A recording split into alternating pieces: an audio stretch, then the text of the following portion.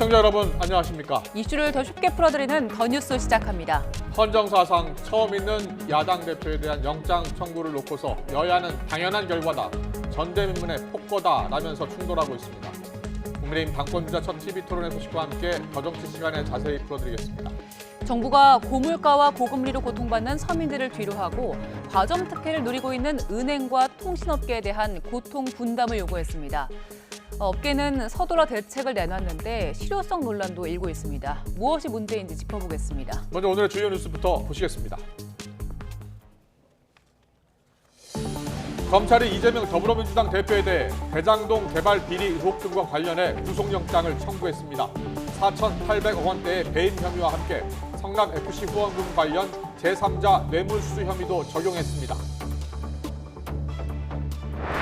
더불어민주당은 현직 야당 대표에 대한 역사상 첫 구속영장 청구에 대해 검사 독재 정권 증명이라며 비판했습니다.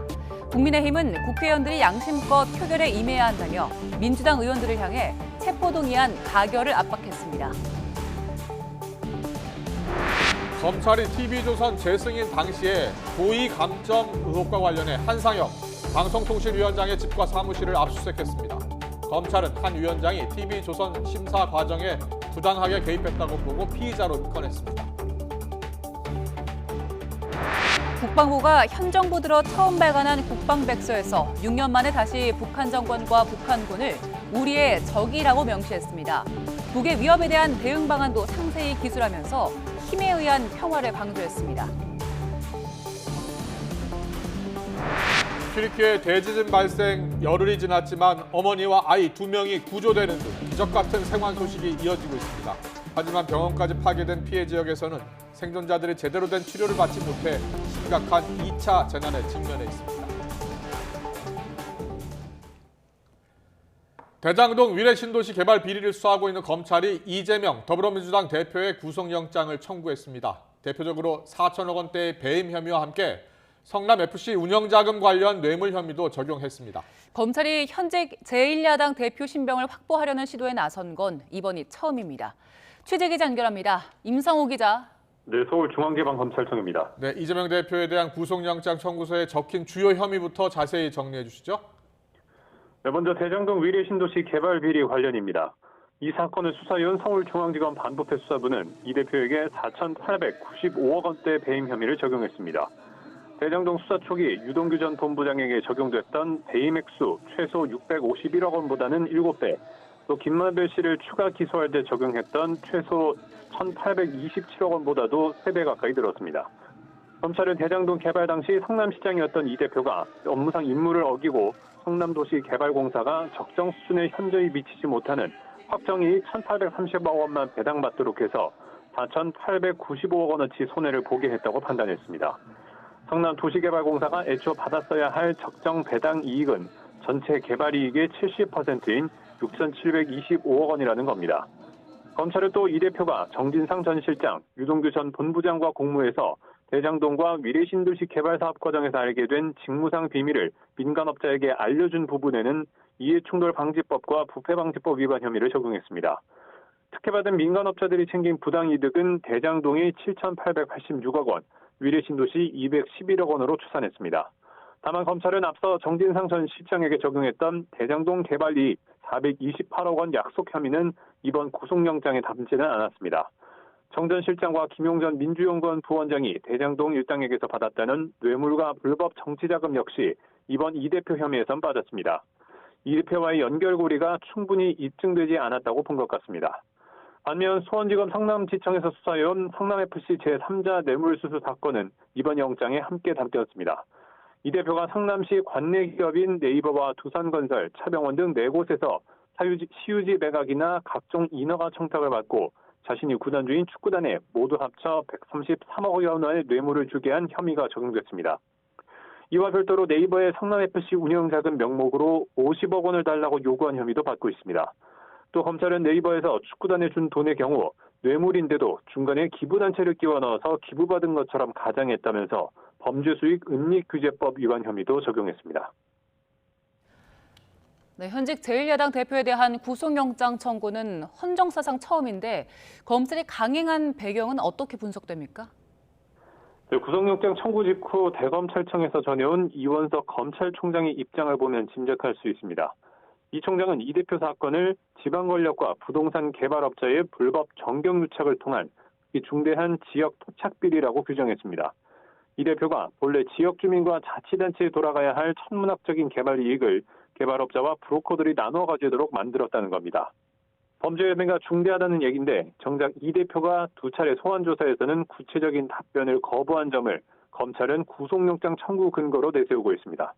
또 친이재명계 좌장으로 불리는 정성호 민주당 의원이 구속된 이 대표 측근들을 잇따라 특별 접견한 것도 입단속, 다시 말해 증거인멸 의도로 보고 있습니다. 검찰이 이 대표 신병 확보에 나섰지만 국회가 열려 있어서 결국 체포동의 절차를 거쳐야 합니다. 구속영장을 청구받은 법원이 다시 검찰에 체포동의 요구서를 보내면 법무부는 국회에 체포동의안을 제출하게 됩니다. 지금까지 서울중앙지검에서 YTN 임성호입니다. 네, 이재명 대표는 검찰의 사전 구속영장 청구에 대한 입장을 잠시 뒤에 열리는 긴급 최고위원회의에서 밝힐 예정입니다. 네, 민주당에서는 단일 대우를 강조하는 목소리가 나오고 있고요. 국민의힘은 영장 청구는 이 대표가 자초한 거라면서 체포동의안 가결을 압박하고 나섰습니다. 국회 취재기자 연결합니다. 권남기 기자. 네, 국회입니다. 네, 오전에 검찰이 영장을 청구했다, 사전 구속영장을 청구했다는 소식이 전해졌고요. 이재명 대표 입장이 아직 나오지 않았습니다. 잠시 뒤에 긴급 최고위원회에서 밝힐 예정이라고요? 네, 이재명 대표는 조금 뒤 오후 2시에 공개되는 민주당 최고위원회의에서 자신의 입장을 밝힐 예정입니다. 민주당 지도부는 앞서 이 대표에 대한 영장 청구 소식이 전해지자 오늘 오후 긴급 최고위원회를 열고 향후 대책을 논의하기로 했는데 현재는 비공개로 진행 중입니다. 이어지는 공개회의에선 이 대표의 입장 발표와 함께 윤석열 정부와 검찰에 대한 당 지도부의 성토 역시 이어질 것으로 보입니다. 이 대표는 오전엔 미리 잡혀있던 외부 일정을 예정대로 소화했습니다. 오후에 제가 공식적으로 입장을 밝히도록 하겠습니다. 네, 검찰이 구속영장을 청구한 만큼 체포동의안은 오는 24일, 그러니 다음 주 금요일 본회의에 보고되고 이후 첫 본회의에서 무기명 표결 절차를 거치게 됩니다. 민주당은 이 대표에 대한 체포동의안 부결을 당론으로 정할지와 함께 불체포 특권 포기 여부 등을 고민하는 것으로 전해졌는데요. 민주당이 169석으로 과반 의석을 차지하고 있어 당론 없이 무기명 투표를 해도 체포동의안 부결 가능성이 크지만 당내 비주류인 비이재명계를 중심으로 한 이탈표가 변수가 될 수 있습니다. 실제로 당내 비명계인 이상민 의원은 이 대표가 불체포 특권을 포기하고 직접 영장 심사를 받으면 깔끔할 것 같다는 내용의 글을 자신의 SNS에 올리기도 했습니다. 이런 우려 때문인지 민주당에선 영장 청구 직후부터 단일 대우를 강조하는 목소리가 나왔습니다. 이런 부당한 검찰의 수사와 영장 청구에 대해서 양심을 갖고 상식을 가지는 우리 민주당 의원들이 어떤 다른 생각을 가질 수 있겠습니까? 그렇게 앞서가서 당론이 뭐니 굳이 그런 얘기를 할 필요조차 없습니다.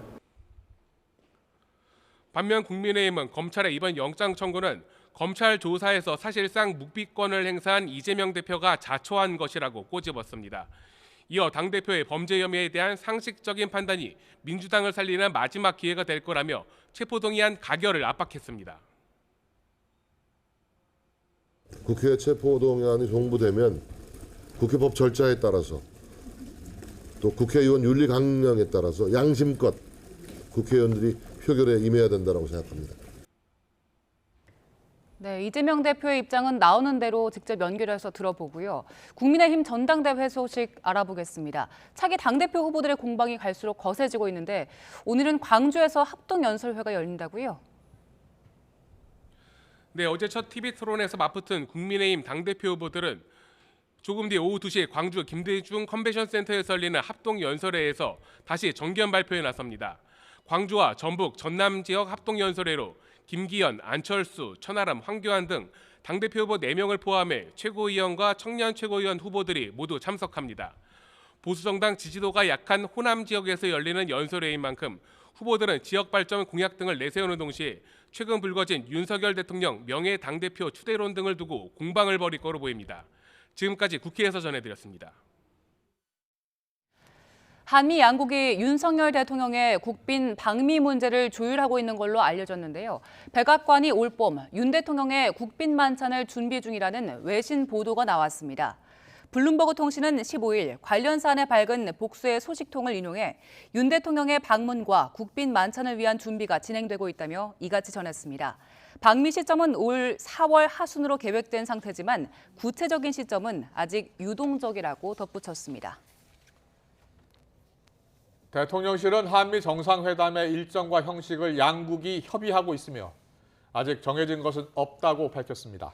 복수의 대통령실 고위 관계자는 YTN에 미국 조 바이든 대통령이 올봄에 윤석열 대통령을 백악관 국빈 만찬에 초청했다는 미 블룸버그 통신의 보도는 미 행정부의 공식 입장은 아니라면서 이같이 말했습니다. 윤 대통령은 한미 동맹 70주년을 맞는 올해 4월 중순 이후 방미를 추진하고 있으며 최고 예우인 국빈 방문도 거론되고 있는 것으로 전해졌습니다.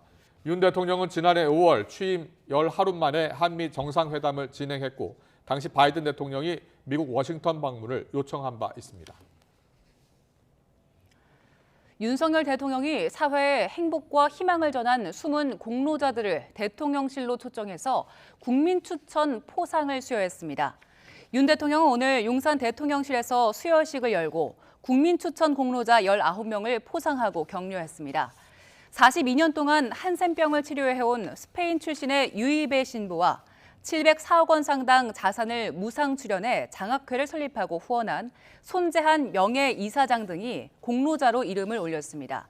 국민 추천 포상은 국민이 후보자를 추천하면 정부 포상심사위원회 심사를 거쳐 포상하는 제도로 국민이 직접 뽑는 포상이란 점에서 의미가 있습니다.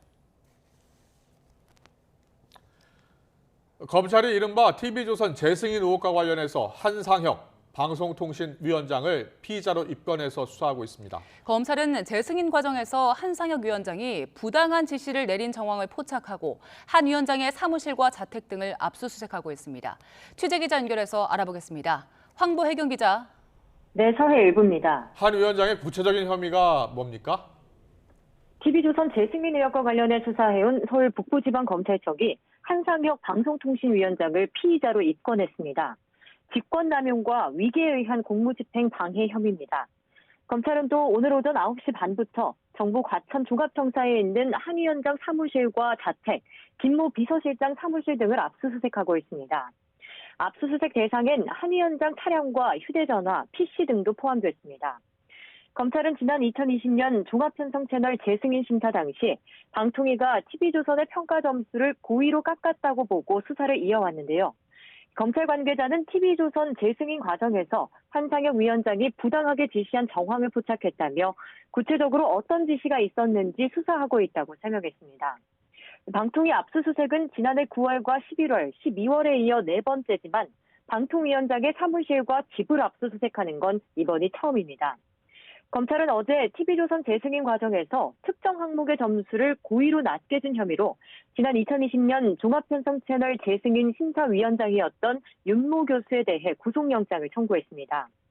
또 당시 방통위 방송정책부서에 근무하던 양모 국장과 차모 과장은 TV조선의 최종 평가 점수를 심사위원들에게 알려주며 점수표를 수정하라고 요구한 혐의로 구속됐습니다. 이 가운데 차 과장은 위계 공무집행 방해 혐의로 재판에 넘겨졌습니다.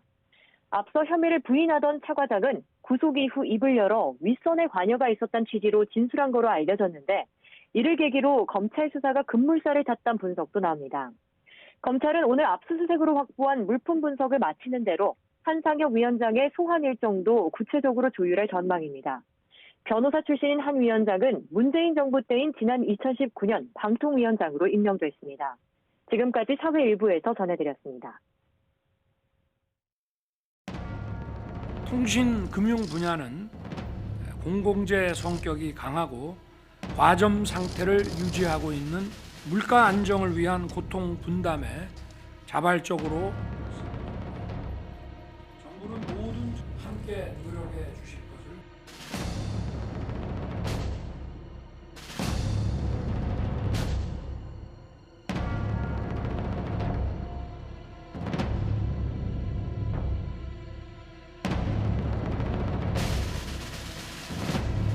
2001년 이후 통신 3사 중심의 과점 구도가 유지되어 왔고 국민이 주로 사용하는 40GB에서 100GB 사이의 요금제는 아직 없습니다. 통신시장 과점 해소와 경쟁 촉진을 위한 특단의 대책을 마련할 것을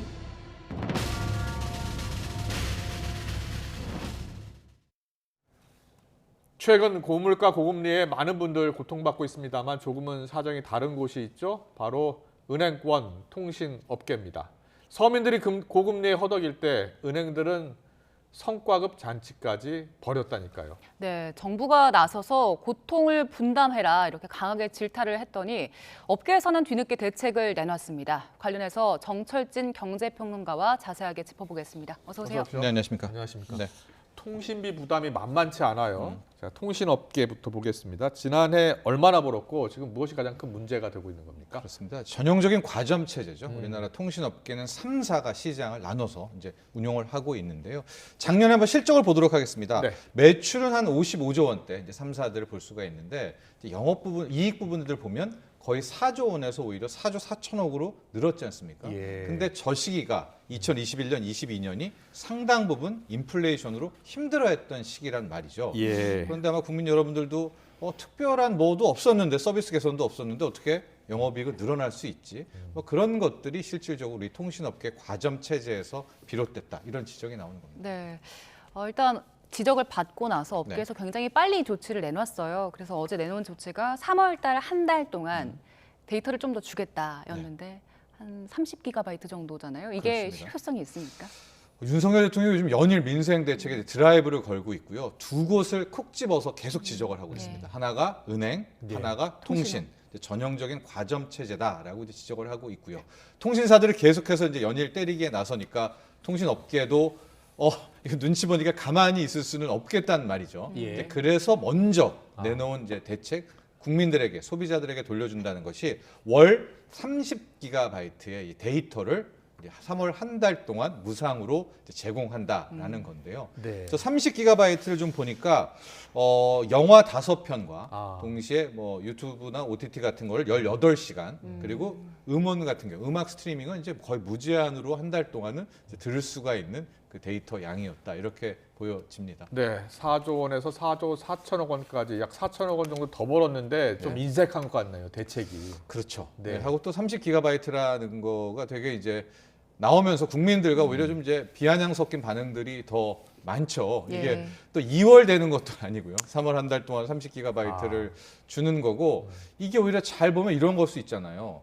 마케팅 아닌가? 왜냐면 그동안에 알뜰살뜰 쓰다가 30기가 써보니까 더 좋은 거네 이러면서 그렇죠. 줄이지 못하죠. 예, 줄이지 못하려는 거 아닌가? 실은 지금 많이 지적받고 있고 국민들이 원하는 것은 뭐 조금 이따 설명하겠지만 네. 중간 요금제에 대한 요금제 세분화에 대한 요구를 지속적으로 해왔던 건데 네. 그렇죠. 그런 부분은 싹 빼고 오히려 이제 이 30GB로 일종의 먼저 치고 나오니까 비난의 목소리가 오히려 높은 그런 상황. 네, 네. 지금 중간 요금제 말씀해 주셨으니까 바로 짚어볼게요. 네. 지금 그래픽에도 나오고 있지만 그 1인당 평균 그 한 달에 쓰는 게 한 50GB 정도라고 하는데 네. 지금 통신사들이 만들어 놓은 그 체제를 보면은 30기가 이하거나 네. 아니면 바로 다음이 110기가 이상이거든요. 네. 중간에 대한 요금제가 좀 더 만들어져야 된다 이런 목소리가 나오고 있는데 그렇습니다.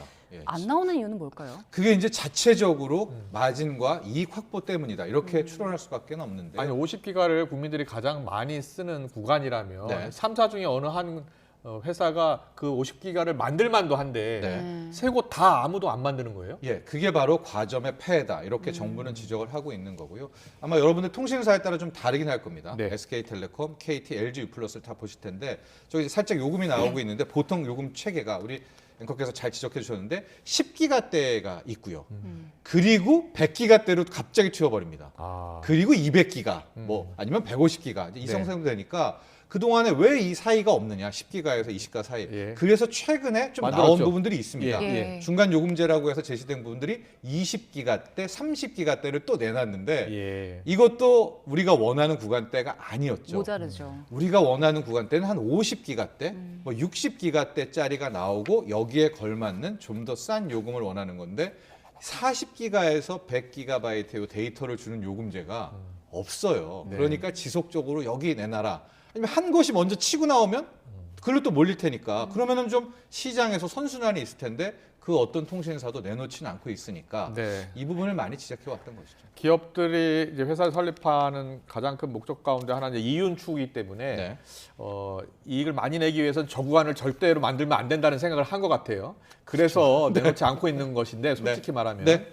정부가 그래서 제4 이동통신사 만들게 해주겠다 이런 대책도 발표했네요. 네, 오늘 굉장히 노골적으로도 이야기를 했고요. 예. 예, 추성목 수석도. 그다음에 5기가, 28기가 영역을 통해서 전용으로 쓸 수 있는 제4 통신사들에 대한 허가를 주는 것 부분에 대해서도 고민해 보겠다라고 하는데 통신업계에서는 좀 이것이 현실화 가능성은 좀 낮아 보인다. 어떤 이유 때문에? 왜냐하면 통신업을 시작한다라고 하면 기본적으로 막대한 자본을 일단 투입을 해야 되는 회사가 있어야 되는데 그렇죠. 게다가 예. 통신은 기간 산업이어서 우리나라 자본, 특히 국내 기업이지 여기가 뭐 중국 자본이라든가 미국 자본과 이런 것들도 허용이 안 되거든요. 예. 그러면 대한민국에 이 정도의 자금력이 있는 기업 회사들은 뻔한데 SKT, KT, LG 외에 또 누가 있을까? 그래서 사실상 좀 힘든 작업이 아닌가, 그냥 말뿐인 엄포용이 아닌가라는 지적도 있는데요. 네. 하지만 당국에서는 계속해서 제4 통신사에 대한 고민을 하고 있다라고 하니까 당국이 또 이 제4 통신사에 대해서 어떤 또 블루프린트, 청사진을 내놓는지는 한번 우리가 지켜보시죠. 근데 궁금한 게요. 3개나 4개나 크게 차이가 있습니까? 그렇죠. 왜냐하면 그러나 불구하고 네 번째가 신생업자가 되지 않습니까? 그럼 우리가 말한 중간 요금제를 내놓는다든가 우리가 말한 시장 확보를 위해서요. 조금 더 경쟁 체제가 있으면 뭐 매기처럼 뭐 새바람을 불러일으킬 수 있겠다. 인허가 조건으로 또 그 안을 제시할 수도 있겠죠. 네. 예. 파격적인 안을 제시해 준다든가. 네. 그런데 글쎄요. 업계에서는 누가 여기에 나설 수가 있을까? 게다가 최근이 좀 힘든 인플레이션 시기 또 자산 긴축이 진행되는 시기 아니겠습니까? 예. 그래서 이런 정부에서의 대안보다는 예. 짧게 지금 나오고 있는 과점들의 폐해를 좀 지적해서 수정해달라 그런 요구가 더 큰 것 같습니다. 자, 어떻게 보세요? 개인적으로 업계가 중간 요금제 만들 것 같습니까? 그런데 최근들 흐름들을 좀 보면 윤석열 대통령이 거의 뭐 구체적으로 이야기를 계속해서 이제 끌고 나가지 않습니까? 네. 여기서 그치지 않고 다음 비상대책회의, 다다음 비상대책회의 때까지 얘기를 한다면 글쎄요, 뭐 통신 3사들도 회의를 하겠죠. 어디선가 모여서.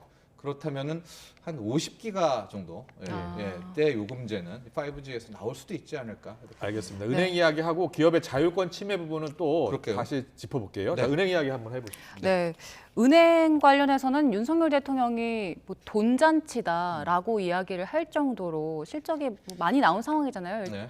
일단 성과급 성과 잔치까지 먼저 볼까요? 벌였다고 네. 하는데 성과급 한번 볼까요? 네. 은행도 우리나라는 5개 시중은행이 거의 과점 체제를 이루고 있습니다. 여러분들이 알고 있는 저기 표에 나오는 저 은행들인데요. 저 은행들이 실적이 너무 좋아서 1조 4천억에 가까운 성과급을 이제 지급을 했거든요. 5개 은행만입니다. 야. 이게 그 전원의 성과급에 비해서는 거의 한 40%? 그렇죠? 35% 정도가 더 늘어난 그 힘들었다는 하에서도 저런 성과급 잔치를 벌였었고 예. 우리가 왜 저 5대 은행만 자꾸만 이야기를 하느냐. 전반적으로 뭐 지방은행 다 합치면 한 15군데 정도가 있는데요. 예금이 들어가는 곳으로 따지면 80%가 거의 저 5개 은행한테로 다 네. 들어가니까 전형적인 이제 과점 행태가 나오고 있는데 예. 작년에 성과급 주는 거는 잘했으면 주는 게 맞죠. 네. 근데 그 잘 나온 실적이 뭔가 문제가 있어서 잘 나왔다라는 것이 지금 국민 감정이라는 거죠. 기업이 열심히 일해서 노력해서 번 돈이면은 네. 저렇게 문제를 지적하기는 쉽지 않을 겁니다. 네. 그런데 예대 마진을 통해서 네. 대부분의 수익을 창출했다는 거 아닙니까? 그렇습니다.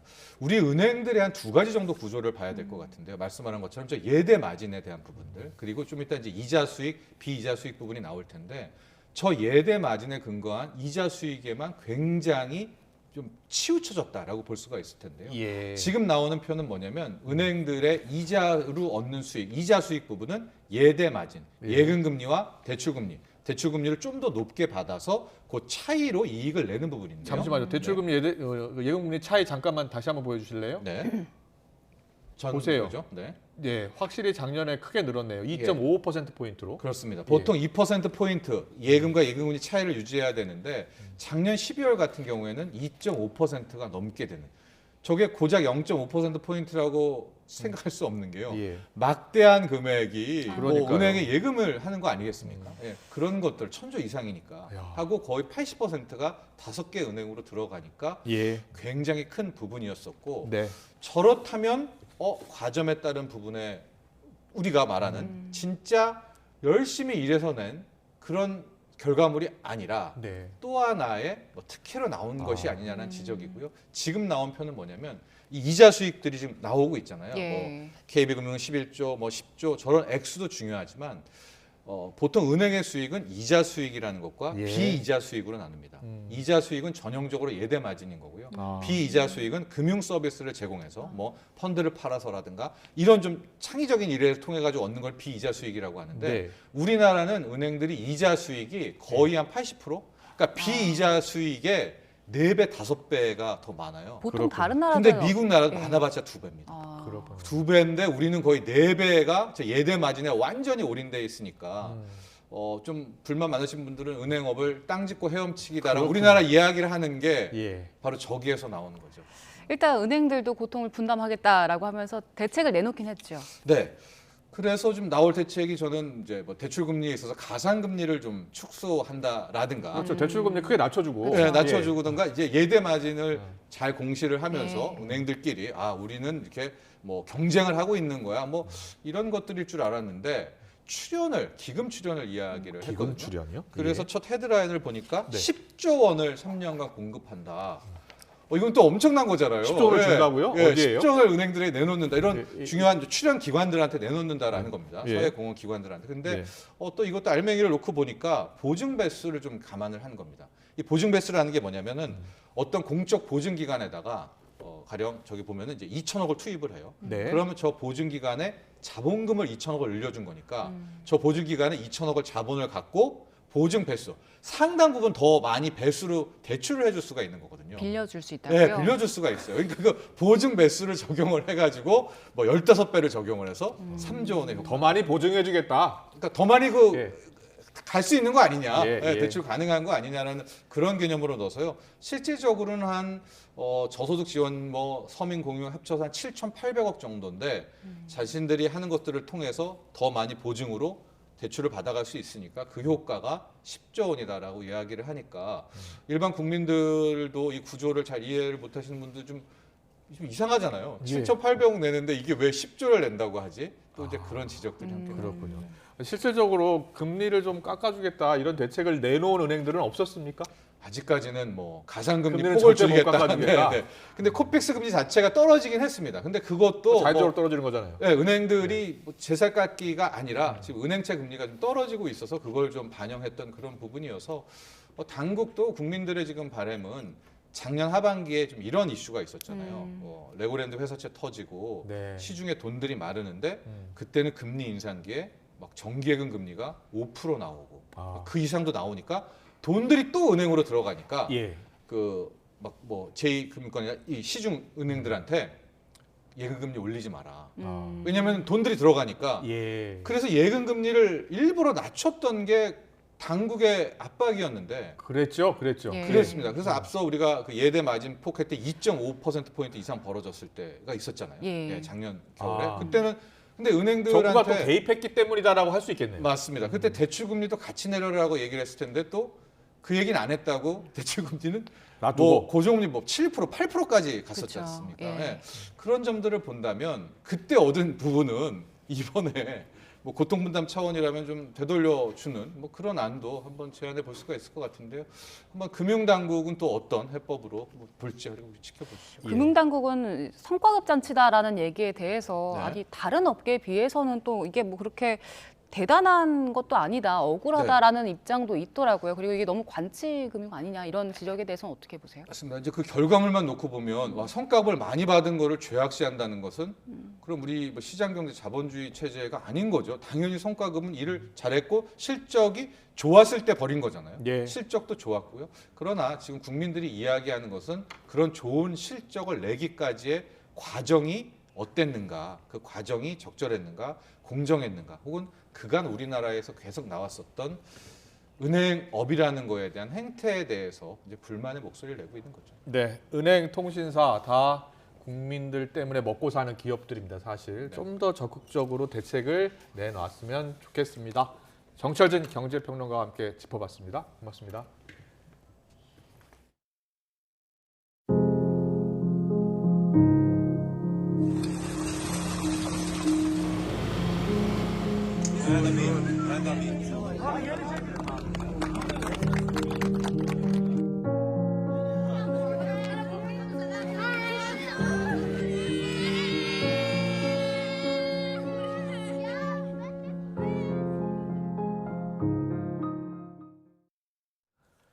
튀르키예 강진으로 인한 사망자가 4만 1,000명대를 넘긴 가운데 기적 같은 생존자 구출 소식이 이어지고 있습니다.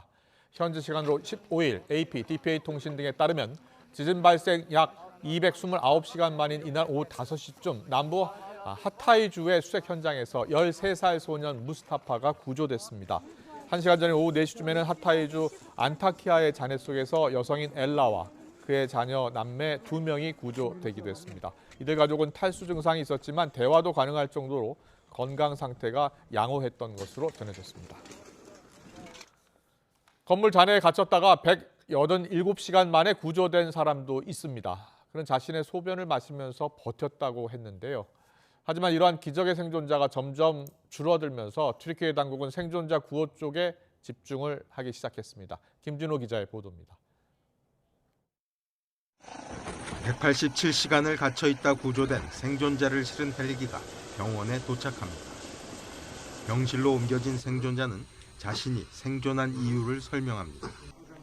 당뇨를 앓고 있어 늘 약과 물을 가까이에 뒀는데 지진으로 15층 건물이 무너지면서 잔해에 깔렸지만 물병이 자신 옆에 있었다는 것입니다.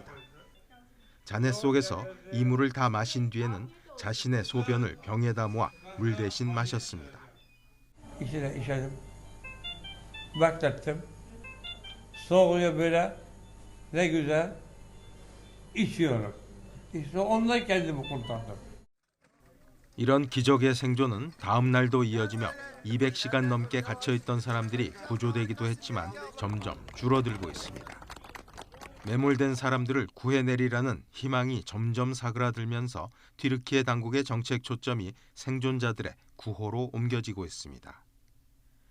축구장에는 이재민 텐트촌이 만들어져 2,000명 가까이 지내고 있지만 물과 식량, 의약품이 부족해 전염병 전파의 위험이 커지고 있습니다.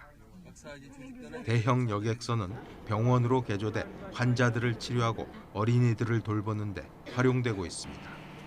Kolera beklentisi var, tifo beklentisi var.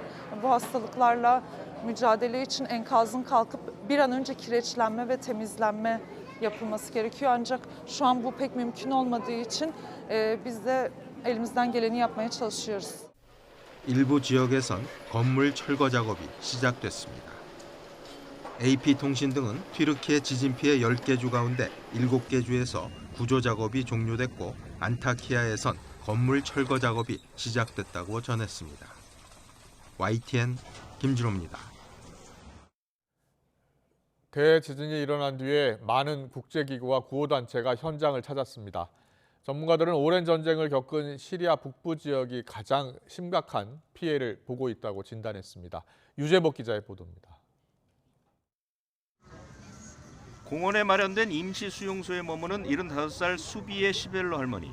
아파트 6층에 살던 할머니는 건물이 무너지기 직전 가까스로 몸을 피했습니다. 남편과 아들이 함께 목숨을 건졌지만 앞으로가 더 막막합니다. مسات كثير قضيت والله مسات ومسات ابني ما راحش هذا درت احكي بس 국제기구는 알레포와 라타키아 등 시리아 북부 지역이 지진으로 가장 심각한 피해를 봤다고 진단했습니다. 식료품과 의료 침구뿐 아니라 기본적인 치료약마저 구하기 쉽지 않습니다. 특히 여성 14만 명 가운데 4만 명이 간호가 필요한 임신부입니다. 안전 트라우마 역시 시급한 치료가 필요합니다. And many of the people in the families who are sleeping on the streets or in the shelters are afraid to return back to their homes for fear of the aftershocks that came and to have it crumbling down. 구호의 문이 열린 건 그나마 다행입니다. 지금까지 구호 물자 트럭 200여 대가 시리아 북서부에 도착했습니다. UN 인구기금은 앞으로 석 달 동안 가장 취약한 시리아 이재민을 돕기 위한 2,400만 달러 규모의 지원을 호소했습니다. YTN 유재복입니다. 대한민국 긴급 구호대 이진 21명이 오늘 밤 튀르키예로 출발합니다.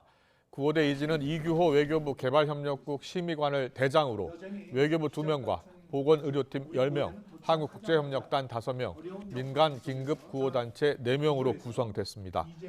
이들은 오늘 밤 11시 군수송기를 이용해서 인천공항을 출발해 최대 7일간의 일정으로 튀르키예 아다나주에 머물게 됩니다.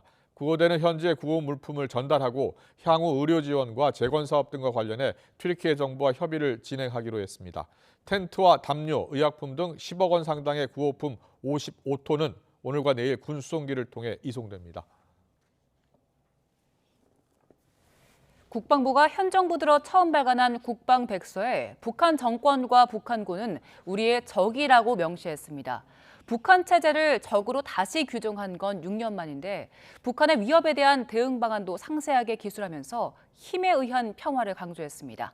한현희 기자의 보도입니다. 윤석열 정부는 처음으로 발간한 국방백서에서 북한 정권과 북한군은 우리의 적이라고 명시했습니다. 북한의 대남 전략과 우리를 적으로 규정한 사례, 지속적인 핵전력 고도화, 군사적 위협과 도발 등을 종합적으로 고려했다는 건데 북한 체제를 적으로 규정하는 표현을 국방백서에 명시한 건 지난 2016년 이후 6년 만입니다. 문재인 정부 시기 발간된 국방백서는 북한은 적이란 표현 대신 대한민국의 주권과 국민 등을 위협하고 침해하는 세력을 우리의 적으로 간주한다는 포괄적 적 개념을 사용해왔습니다. 또 북한 김정은 국무위원장을 김정은으로만 표기하고 북미 정상회담 대신 미북 정상회담으로 순서를 바꾸는 등 북한에 대한 표현도 달라졌습니다. 특별부록에 9.19 군사합의의 이행과 성과를 담았던 2년 전과 달리 최근 반복된 북한의 9.19 군사합의 위반 행위를 일반 부록에 담은 것도 특징입니다. 개념 위주의 설명으로 반쪽에 불과했던 북한의 핵과 미사일 대응 체계에 대한 부분도 5쪽 분량으로 세세하게 담았고 전략가산 전개 빈도 등 미국의 확장 억제 실행력 강화도 4쪽에 걸쳐 상세하게 기술했습니다. 북한의 군사 능력에 대해서는 화성 17형과 극초음속 미사일 등 새롭게 선보인 미사일을 반영했고 북한이 최근까지도 핵 재처리를 통해 플루토늄을 20kg가량 늘려 70여 kg가량 보유한 것으로 평가했습니다.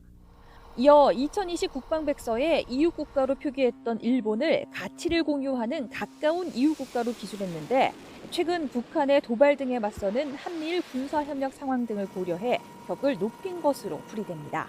YTN 한현입니다. 통일부는 최근 북한이 김정은 국무위원장의 딸 김주애를 집중 부각하면서 그동안 북한에서 2인자로 꼽힌 김여정 노동당 부부장의 위상 변화가 있는 게 아니냐는 주장에 대해 확인된 건 없다고 밝혔습니다. 통일부가 공개한 북한 권력 기구들을 보면 김여정 부부장은 지난해에 이어 올해도 국무위원 자리를 유지하고 있는 걸로 확인됐습니다. 앞서 김주애가 지난 8일 열병식에서 김 위원장과 레드팝 카펫을 걷는 동안 김 부부장이 행사장 구석에서 홀로 이들을 지켜보는 모습이 포착되면서 김 부부장의 위상에 변화가 생긴 게 아니냐는 주장이 제기됐습니다.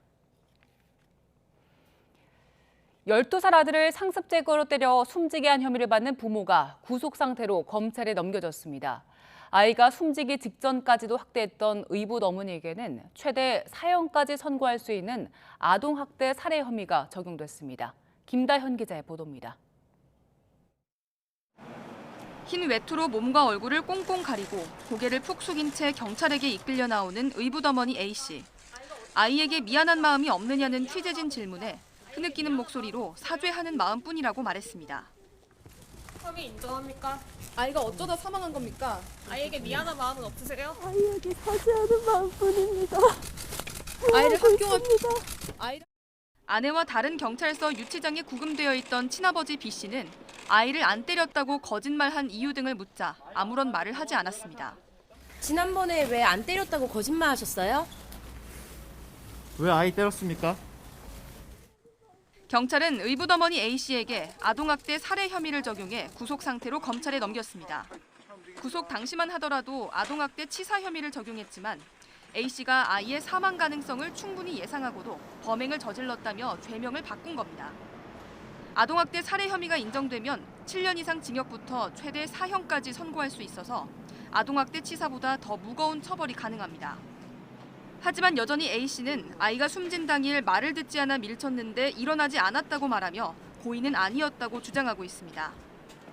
친아버지의 경우 앞서 구속영장에 명시된 것과 같이 상습 아동학대 혐의가 적용됐습니다. B씨가 평소 아들을 학대하긴 했지만 아이가 숨진 당일에는 출근했다가 아내의 연락을 받은 뒤 귀가한 거로 드러났습니다. 경찰은 또 이들이 재택교육을 한다며 지난해 11월부터 학교에 보내지 않은 데 대해선 아동복지법상 교육적 방임 혐의를 적용했습니다. 앞서 지난 7일 이들 부부에게서 상습적으로 학대를 당한 12살 이모고는 몸무게 30kg의 마른 몸에 멍투성이 상태로 숨진 채 발견됐습니다. YTN 김다현입니다. 지난 2020년 코로나19 사태 발생 이후 진원지 중국의 사망자 수가 최대 170만 명 수준일 거란 분석이 제기됐습니다. 뉴욕타임스는 15일 미국과 영국, 홍콩 등 감염병 전문가들의 연구 결과를 인용해 중국 당국의 공식 발표인 사망자 수 8만 3천여 명보다 훨씬 더 많은 사람이 사망했을 것이라고 보도했습니다. 최근 홍콩대 연구팀은 세계 각국의 코로나19 감염 폭증기 당시 감염자를 연령으로 구분한 뒤 추출한 치명률 등 각종 통계를 중국의 인구에 적용했습니다. 이들은 14억 명의 인구를 지닌 중국에서 코로나19에 감염된 사람의 비율을 고려한다면 사망자 수는 최대 170만 명에 달할 수도 있다는 분석을 내놨습니다. 어제 중국에서 온 단기 체류 외국인의 코로나19 양성률은 1.7%로 나타났습니다.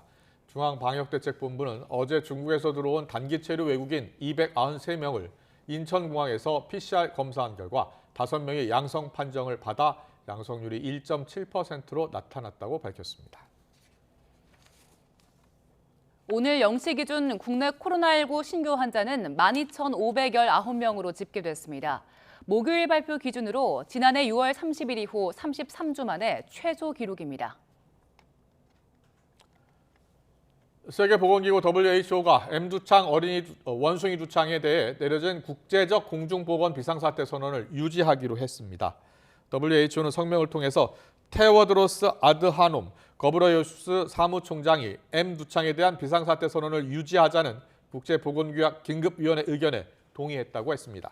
지난달 기준으로 M두창 신규 감염 사례가 716건과 사망 사례 9건이 추가됐습니다. 여장을 한 채 수영장 여성 탈의실에 드나든 구청 공무원이 경찰에 붙잡혔습니다. 서울 종로경찰서는 그젯밤 10시쯤 성폭력처벌법 위반 혐의로 종로구에 있는 지하철역에서 40대 남성 A씨를 검거했습니다. A씨는 여장을 한 채 은평구에 있는 수영장 여자 탈의실을 방문했고 이를 수상하게 여긴 시민이 신고하면서 덜미를 잡혔습니다. 휴가를 나온 군인이 여자 화장실에 들어가 불법 촬영을 하다 현행범으로 붙잡혔습니다. 경기 남부경찰청 여성청소년범죄수사대는 해병대 사병 20대 남성 A씨를 붙잡아 조사하고 있습니다. 네, 지금 민주당 이재명 대표 검찰의 구속영장 청구에 대해 입장을 밝히고 있습니다. 현장으로 가보겠습니다. 사유화를 선포한 날입니다. 사사로운 정적 제거 욕망에 법치주의가 무너져 내린 날입니다. 제가 한 일은 성남시장에게 주어진 권한으로 법 절차에 따라 지역을 개발하고 주민 수건 사업을 해결하고 민간에게 넘어갈 과도한 개발 이익의 일부를 성남 시민들에게 되돌려 드린 것입니다. 단 한 점의 부정행위를 한 바가 없고 부정한 돈 단 한 푼 취한 바가 없습니다. 수년간 검찰, 경찰, 감사원, 상급기관들이 먼지 털듯이 탈탈 털어댔지만 검찰에 포획된 궁박한 처지의 관련자들의 바뀐 진술, 번복된 진술 외에 어떤 범죄 증거도 발견할 수 없었습니다. 범죄 사실이 없었기 때문입니다. 물가 폭탄, 이자 폭탄으로 국민의 삶이 무너지는데 국정 절반을 책임져야 하는 제1야당 대표가 국민 곁을 떠나겠습니까? 일거수일투족이 지금처럼 생중계되는 제가 가족을 버리고 도주하겠습니까? 사상 최대 규모의 수사진에 의한 수년간의 수사, 100번도 넘는 압수수색에 수백 명의 관련자 조사를 다 마쳤는데 인멸할 수 있는 증거가 남아 있기나 합니까? 가족들과 거주하는 주거가 분명합니다. 수치스럽기는 했지만 오라면 오라는 대로 검찰의 소환 요구에 응해서 조사에도 성실하게 임했습니다. 조금의 법 상식만 있어도 구속 요건이 전무하다는 것을 쉽게 알 수 있습니다. 이번 구속영장 청구는 희대의 사건으로 역사에 기록될 것입니다.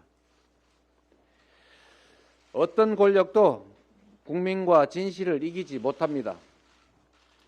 이승만 정권의 조봉암 사법살인, 박정희 정권의 김영삼 의원 제명, 전두환 정권의 김대중 내란 음모 조작 사건까지 독재 권력은 진실을 조작하고 정적을 탄압했지만 결국 독재자는 단죄되었고 역사는 전진했습니다. 국민의 고통을 외면하고 국가 권력을 정적 제거에 악용하는 검사 독재 정권은 반드시 국민과 역사의 심판을 받을 것이다. 이 점은 분명한 역사적인 진실입니다. 검사 독재 정권의 헌정 질서 파괴에 의연하게 맞서겠습니다. 이상입니다. 이상 발언을 모두 마치고 장소를 옮겨서 비공개 회의를 계속 이어가도록. 네, 이재명 대표의 검찰 구속영장 청구에 대한 입장을 들으셨습니다. 강하게 반발했죠. 단 한 점의 부정행위를 한 바가 없다. 부정한 돈 한 푼도 받은 바 없다고 말했습니다. 그러면서 검찰, 경찰이 탈탈 털어 조사를 했지만 진술이 바뀐 것 외에는 없었다. 범죄 사실이 없었기 때문이다라고 주장을 했습니다. 네, 그렇습니다. 그리고 제1야당 대표인 내가 도주를 하겠냐, 그리고 또 그동안 성실하게 조사에 임했는데 인멸할 증거가 남아있느냐 이런 이야기도 했는데요. 예. 검찰 독재 정권은 반드시 국민과 역사의 심판을 받을 것이다 이런 이야기를 하기도 했습니다. 네, 검찰의 구속영장 청구에 대한 이재명 대표에 대한 입장을 직접 들으셨습니다. 네, 관련 소식은 좀 더 자세한 소식 잠시 뒤에 취재기자 연결해서 들어보도록 하겠습니다. 네, 날씨 알아보겠습니다. 오늘 흐린 가운데 낮 동안에도 쌀쌀한 날씨가 이어지고 있습니다. 내일 아침까지는 추위가 계속될 걸로 보이는데요. 자세한 날씨는 기상캐스터 연결해서 알아보겠습니다. 원희다 캐스터. 네, 한강공원에 나와 있습니다. 네, 오늘은 낮에도 좀 쌀쌀하더라고요. 네, 그렇습니다. 오늘은 종일 우중충한 날씨가 이어지고 있습니다. 찬바람이 강하게 불면서 쌀쌀한데요. 현재 서울 기온은 영상 3.5도로 어제보다는 5도, 예년보다는 2도 정도 낮습니다. 그래도 내일 낮부터는 예년보다 온화한 날씨가 찾아오겠습니다. 급격한 기온 변화에 건강관리 잘해주시기 바랍니다. 현재 전국적으로 흐린 하늘이 함께하고 있습니다. 오후까지 곳곳에 눈이나 비가 내리겠는데요. 영서와 충북 북부, 제주도와 남해안에 약한 비나 눈이 내리겠습니다. 내리는 눈비의 양이 많지는 않지만 도로가 많이 미끄러울 것으로 보이니까요. 교통안전에 각별히 유의하시기 바랍니다. 내일은 대체로 구름만 지나는 가운데 수도권과 충청은 중국발 스모그의 영향으로 공기가 탁하겠습니다. 내일 아침 기온은 서울 영하 2도, 대전 영하 3도, 대구 영하 1도로 이맘때 겨울 추위가 나타나겠습니다. 하지만 낮부터는 기온이 크게 올라 예년보다 온화한 날씨를 보이겠습니다. 서울 8도, 대전 11도, 광주 13도로 오늘보다 3에서 6도가량 높겠습니다. 다가오는 주말과 휴일에는 전국에 또 한 차례 비가 내리겠습니다. 이번 비는 제주도와 남부지방을 중심으로 다소 많은 양이 예상됩니다. 또 기온이 낮은 강원 산간에는 많은 눈이 내리며 대설주의보가 내려질 가능성이 있으니까요. 최신 기상 정보를 잘 확인해 주시기 바랍니다. 내일 새벽까지 동해안과 제주도에는 너울성 파도가 높게 일겠습니다. 해안가 접근을 자제하는 등 안전사고에 각별히 유의하시기 바랍니다. 지금까지 YTN 원희다입니다.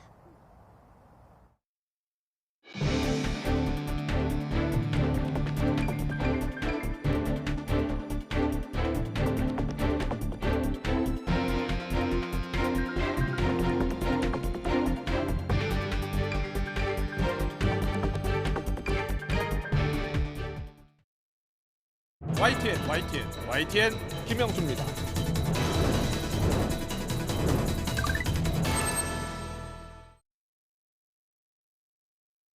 네, 검찰이 민주당 이재명 대표에 대해서 구속영장을 오늘 청구했죠.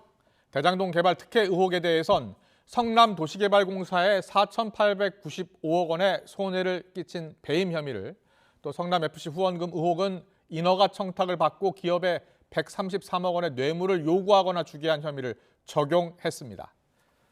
헌정사상 처음 야당 대표에 대해 구속영장이 청구되자 민주당은 검찰 스스로 검사 독재 정권임을 증명했다면서 국민 심판의 길을 재촉하고 있다고 날을 세웠고, 국민의힘은 체포 동의안이 국회로 넘어오면 양심껏 표결하자고 민주당에 촉구했습니다.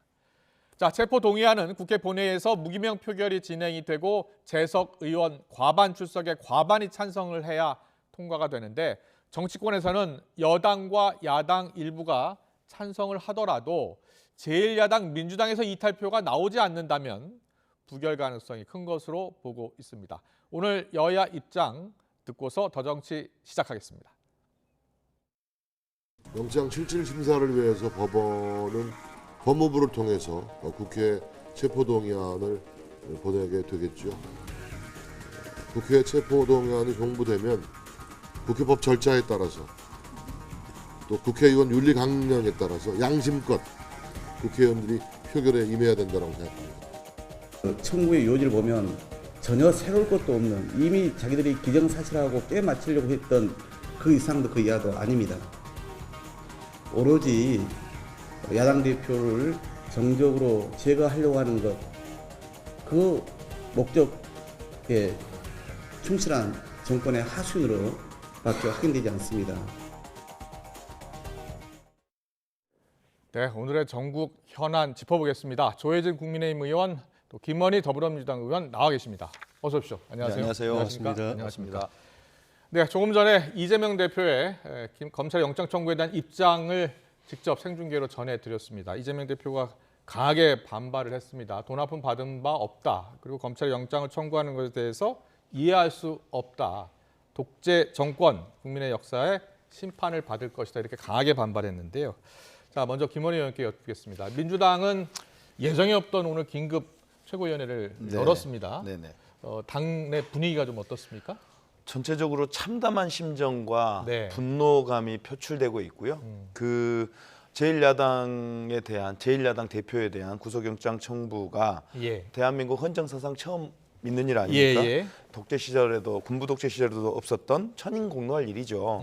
민주주의를 무너뜨리는 일이고 정말 법치국가 인지 맞는 의심이 들 정도로 스스로 검찰 독재 국가임을 선언한 것으로 저희들은 보고 있고요.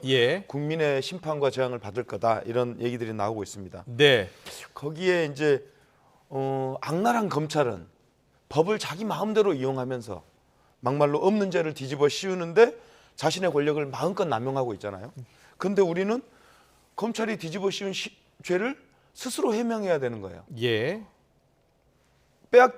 정권 빼앗긴 억울한 마음만 있는 것이죠. 그래서 이런 검찰이 죄를 뒤집어 씌울 때는 10의 힘이면 돼요. 근데 그거를 우리 스스로 죄가 없음을 밝히는 데는 100의 힘으로도 모자라요. 이런 상황이 계속 지속되고 있는 거예요. 윤석열 정부 하에서 검찰들이 한 행태를 보면 검찰 독재라고 하지 않을 수 없는 그런 상황입니다. 네, 자, 국민의힘 입장도 들어보겠습니다. 자, 국민의힘은 당연한 결과다라는 입장과 함께 정진석 비대위원장은 만약에 체포동의안이 넘어오면 민주당이 양심껏 표결을 해야 한다, 이렇게 이야기를 했습니다. 이번 검찰 구속영장 청구에 대한 국민의힘의 입장은 뭡니까? 일반 국민들께서는 잘 모르실 수도 있는데 네. 국회 체포동의안은 네. 그 무죄를 이렇게 결정하는 게 아닙니다. 예. 그리고 구속 여부를 결정하는 게 아닙니다. 네. 이재명 대표에 대한 체포동의안이 국회에서 가결됐다고 해서 이재명 대표가 유죄가 되는 것도 아니고 예. 또 구속되는 것도 아닙니다. 예. 체포동의안이라는 것은 구속영장에 대해서 판사가 피의자를 불러가지고 이 영장이 제대로 검찰이 제출한 구속영장이 이게 일리가 있는 것이냐 네, 네. 아니면은 근거가 없는 것이냐 그 본인한테 직접 들어보고서 판단하기 위해서 판사 앞에 오라는 거죠.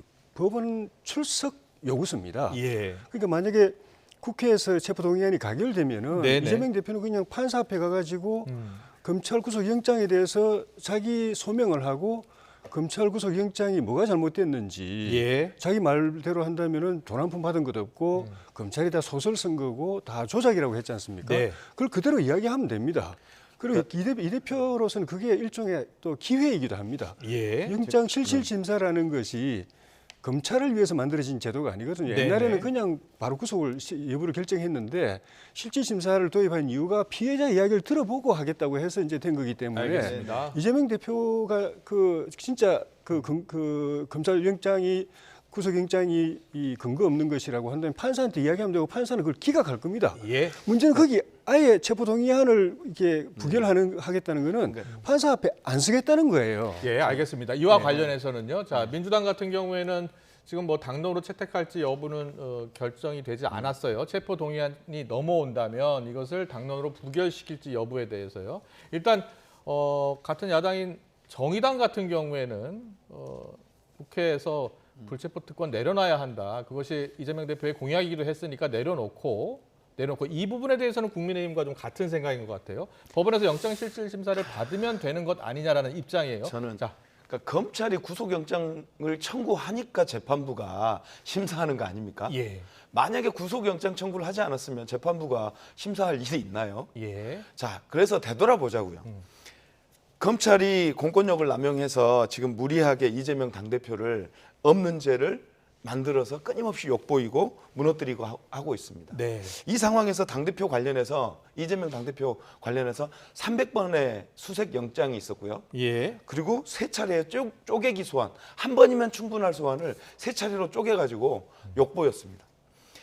당대표가 도주할 의뢰가 있습니까? 야당 당대표가 어디로 도망갑니까? 도주 우려 없습니다. 네. 두 번째, 증거인멸 우려가 있다고 주장을 하더라고요. 예. 300여 차례에 걸쳐서 수색영장을 쳤습니다. 탈탈탈 털었습니다. 먼지 털듯이 털었습니다. 예. 그 300번을 털고도 증거를 확보하지 못했다면 검사가 무능한 거죠. 네. 이 피의자를 굳이 구속해서야만 증거를 인멸을 막을 수 있다면 네. 그동안 300번에 걸친 수색영장 왜 한 겁니까? 저는 검찰의 무능을 스스로 보여주고 있는 거다. 그래서 저는 300번의 수색영장을 쳤고 세 번에 걸친 당대표 소환 조사를 했으니 예. 기소하고 싶으면 기소하라 이거예요. 그래서 재판부에서 다투면 될 일이죠. 예. 왜 검찰이 구속영장 청구를 한 겁니까? 구속영장 청구에 대해서 일단 제1야당 대표로서 도주할 염려가 없고 또 증거인멸 관련해서도 이미 300여 차례 압수수색 이야기 하셨는데 그렇게까지 탈탈 털었기 때문에 증거인멸 혐의도 없다는 주장이에요. 물론 검찰은 최근에 이제 정성호 의원이 이 대표 측근들을 잇따라 접견한 것에 대해서 증거인멸 의도가 있는 것으로 보고 우려 입장을 좀 밝히기도 했어요. 여기에 대해서는 어떤 생각이세요? 그러니까 검찰 입장에서는 첫째는 이제 형평성 문제를 생각했을 겁니다. 네. 이런 유사한 이 정도 비중의 만약에 일반인인 것 같으면은 구속영장을 안 쳤겠느냐. 예. 근데 일반인 같은 경우 이보다 훨씬 더 가벼운 사안도 구속영장을 다 쳤는데 예. 제1야당이라고 해서 이렇게 중대한 사안에 대해서 봐주면 그거는 법의 형평성에 무너지는 것 아니냐라는 생각을 했을 것 같고. 예. 그다음에는 이제 만약에 이 대표가 판사 앞에 출석해가지고 실질심사를 받으면은 구속 가능성이 높다고 본 것 같아요. 네. 그러니까 그동안에 이 법원에서 구속영장에 대해서 심판을 한 걸 보면은 형사소송법에는 좀 전에 말씀하신 것처럼 도망갈 염려가 있거나 아니면 증거인멸할 염려가 있으면은 구속영장을 발부하게 돼 있는데 실제 그 재판의 관행에서는 그 말고도 사안의 중대성, 죄질 이것도 또 봐왔거든요. 그 중에 도망갈 염려 이건 저도 없다고 봅니다. 그런데 증거인멸의 염려 같은 경우에는 판사들이 볼 때 그 범죄 혐의를 인정하거나 아니면 수사에 협조하는 사람은 증거인멸 그 염려가 없다고 보고 혐의를 전면적으로 부인하거나 아니면은 또 수사에 비협조하는 경우에는 증거인멸 우려가 있다고 통상 보거든요. 그런데 이 대표 같은 경우에는 수사에 출석은 했지만은 사실상 묵비권 행사했거든요. 그리고 좀 전에 본인도 이야기했지만 난 돈 한 번 받은 적 없다. 이거 다 검찰의 수사 조작이고 소설이다라고 이야기한 건 전면 부인한 거거든요.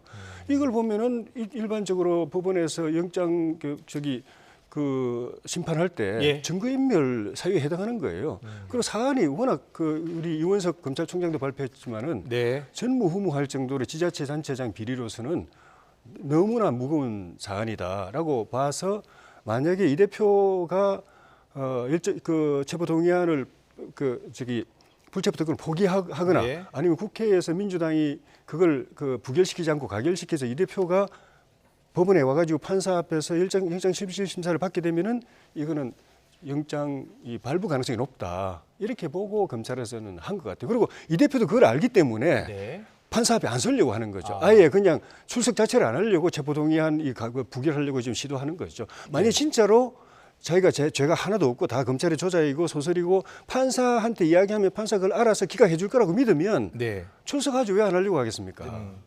의원님. 김원혜 의원님. 그러니까 체포동의안 아까 말씀하신 거 그대로 돌려드릴게요.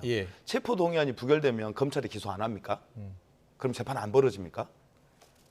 그러니까 체포 동의안이 부결되더라도 검찰은 기소할 겁니다. 그럼 기소되면 뭘 하죠? 재판이 벌어져요. 그 공판에서 서로의 진실을 다투면 되는 일입니다. 그래서 저는 아까 우리 조 선배님 말씀하셨는데 좋은 말씀 주셨는데 저는 체포 동의안이라고 하는 부결이라고 하는 것을 검찰에서 노리고 있는 것 같아요. 노리고 있지만 어쨌거나 우리 야당의 당대표를 보호해야 되는 우리 입장에서는 부결시킬 수밖에 없는 상황으로 갈 수밖에 없는데 저는 검찰에서 이번에 그 구속영장 치면서 밝힌 자료를 봤어요. 그러니까 위례와 대장동의 공범들과 짜고 공모해서 이익을 공유했다 이렇게 얘기했더라고요. 그러면 뭐할로 민간 공동사업을 합니까? 그냥 100% 민간 사업만 했으면 자연스럽게 민간한테 100% 다 이익이 갔을 거고 그 다음에 조용히 나눴으면 될 일 아니겠습니까? 근데 왜 이재명은 바보같이 민간 공범이라면 이재명은 바보 같은 민간 공동개발 방식을 선택했겠냐고요. 심지어 약 600억 정도 1차 환수를 합니다. 그 민간 공동개발이 되면서 4,600억을 환수한 다음에 추가로 진입로 등 터널 등등 해가지고 1,200억을 추가로 환수합니다. 만약에 공범이었다면 그 추가 환수 안 했으면 민간 개발업자한테 1,200억이 갔을 거 아닙니까? 그럼 그걸 조용히 또 뒤에서 나누면 돼요. 공범이었다면. 근데 왜 민간 개발업자들의 1,200억에 달하는 이익을 줄이면서까지 그걸 환수했을까요? 공범이 아니란 얘기죠. 즉 다퉈봐야 될 일들이 너무 많은 거예요. 왜 굳이 구속영장 청구를 하냐 이거죠.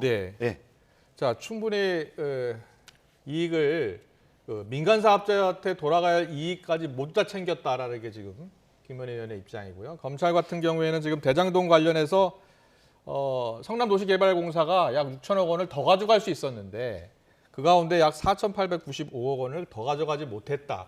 그래서 이 관련해서 이것을 배임 혐의로 일단은 청구를 한 거예요. 그래서 법정에서 다툴 부분인 것이에요. 이 부분에 대해서는 어떤 생각이세요? 그 말씀 그대로입니다. 이재명 대표 쪽에서는 일정 부분 그 공익 환수를 했는데 왜 죄냐라고 그러는데 검찰도 그걸 부인하지는 않습니다.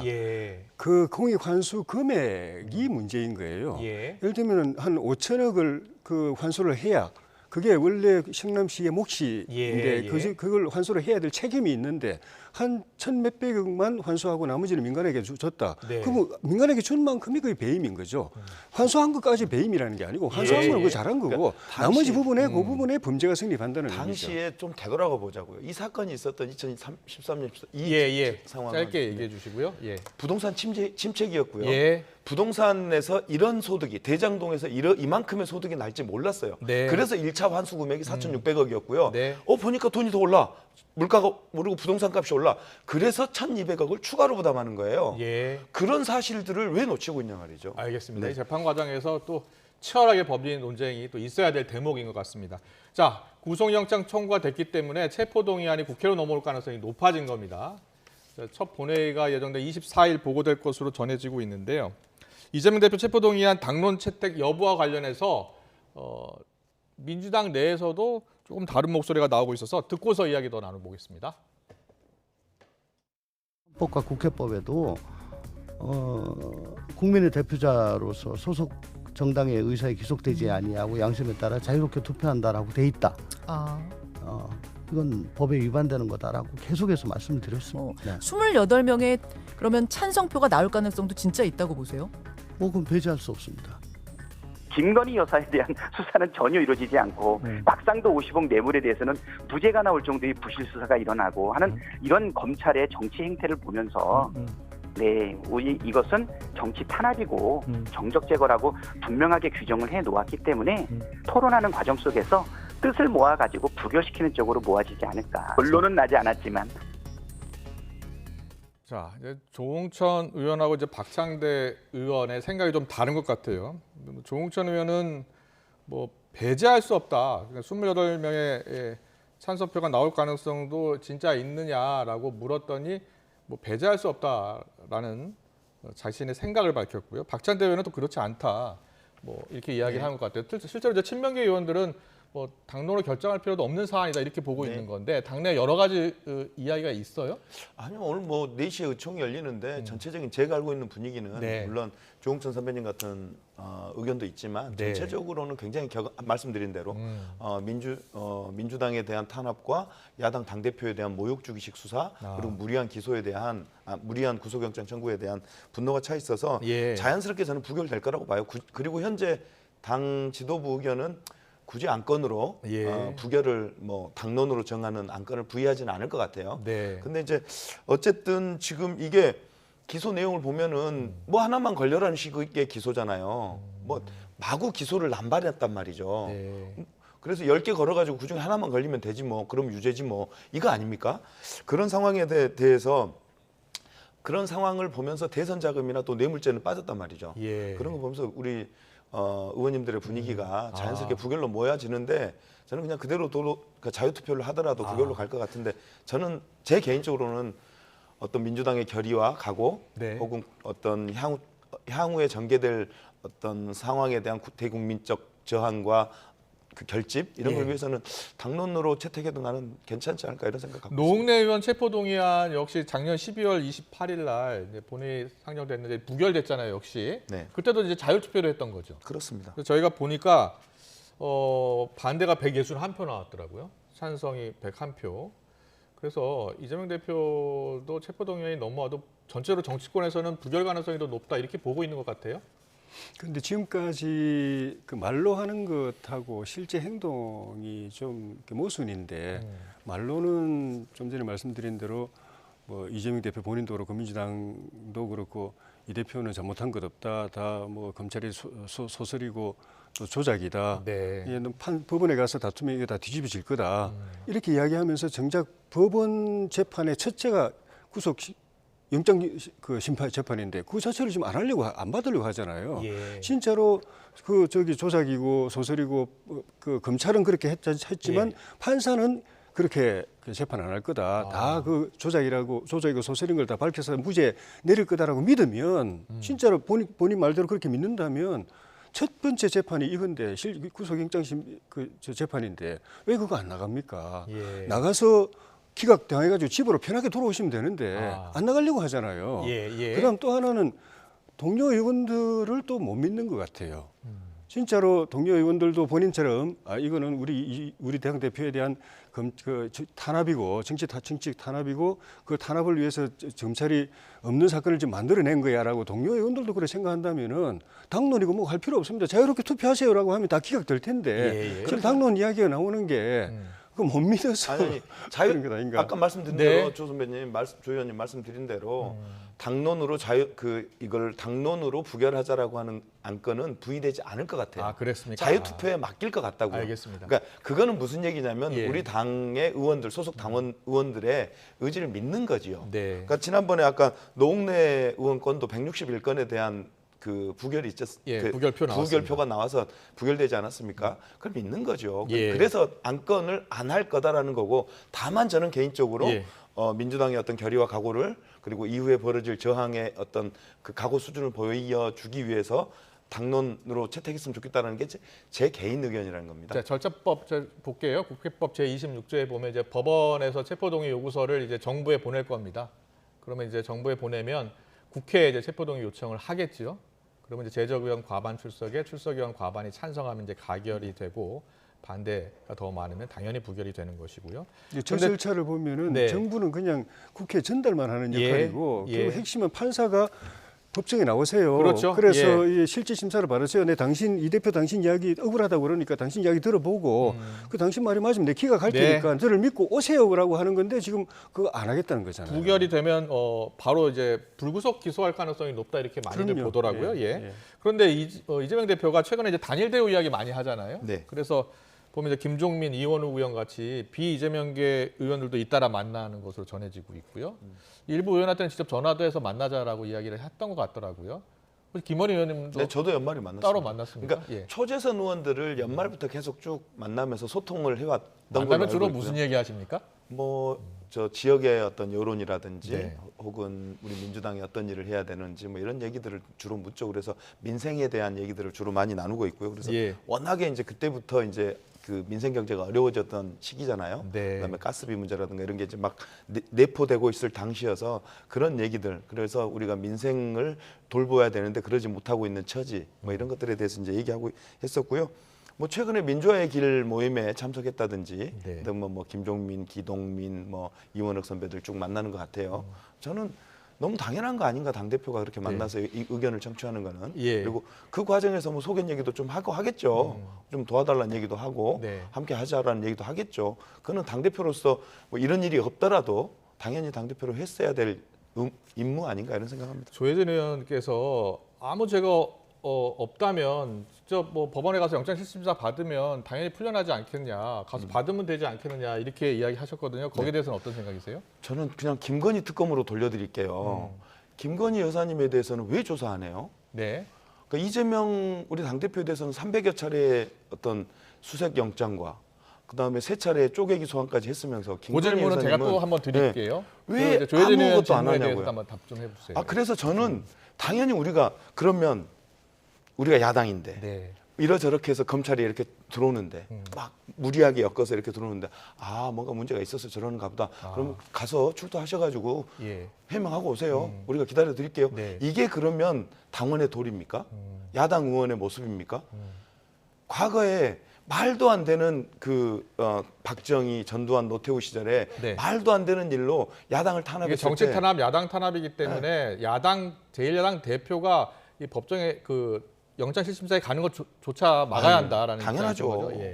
그거는 야당 당원으로서 당연히 해야 될 저희들의 도리라고 생각합니다. 그리고 김건희 여사 관련해서 도이치모터스 주가 조작 관련해서 1심 판결이 나왔잖아요. 그 부분에 대해서 이제 야당에서는 계속 주장하는 것은 거기에 김건희 여사 계좌가 쓰였다는 겁니다.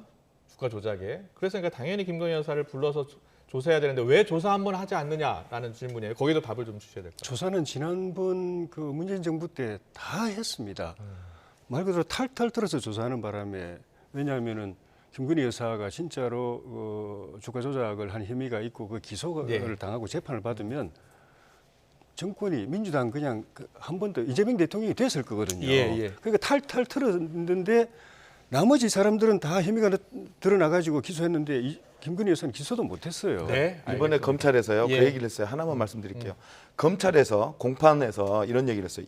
당시에 주가 조작 선수가, 즉 주가 조작을 하는 선수가 매도를 지시하자 7초 뒤에 김건희 여사가 직접 영업점에 직원한테 전화를 해서 매도하라는 주문을 내는 게 새로 증거가 나왔습니다. 새로운 증거가 계속 차고 넘쳐요. 조사해야죠. 그 새로운 증거가 아니고 지난번 그 문재인 정권 때 조사 다 한 건데 이번에 새로 알려진 거, 처음 알려진 거일 뿐이고 그리고 그것도 김 여사가 이 사람이 주가 조작하고 있다는 걸 알고서 내 돈 넣어가지고 같이 좀 올려줘 이렇게 했으면 그렇게 했다면은 범죄 혐의가 되겠지만 그거 아니면은 아무 관계 없는 거죠. 네, 알겠습니다. 이거 계속 이야기하다 보면 또 다른 이슈가 좀 있어가지고 다른 이슈 좀 하겠습니다. 국민의힘 전당대회가 열리고 있기 때문에 지금 시간이 얼마 남지 않아서 국민의힘 전당대회 이야기 좀 하고 넘어가겠습니다. 자, 전당대회 3월 8일이죠. 당권주자들이 어제 첫 TV 토론을 가졌습니다. 어떤 이야기들이 오갔는지 듣고 오겠습니다. 나경원 의원하고 만난 지가 좀 더 오래됐습니다. 17대 때 처음 만나서 장제원 의원은 그 후에 만났고요. 아무래도 좀 더 오래된 관계니까 정이 좀 더 깊지 않을까라는 생각이 드네요. 네, 저는 이미 절반 이상 1,500억을 기부했습니다. 정말 우리나라를 우리 딸이, 우리 아이들이 잘 살 수 있는 나라로 만드는 것, 그게 더 중요하다고 생각합니다. 네. 마음에 안 들면 좀 이렇게 억압도 하시고 그러실 것 같은데 아무리 그래도 개딸 장모님보다는 훨씬 더 말이 잘 통할 것 같습니다. 그래서 저는 윤핵관 장인이 훨씬 더 낫지 않을까라고 생각하고 또 제가 또 윤핵관 장인께 패기 있게 맞설 겁니다. 끝나고 나서 아주 굉장히 멋있어 보였던 것이 바로 삭발입니다.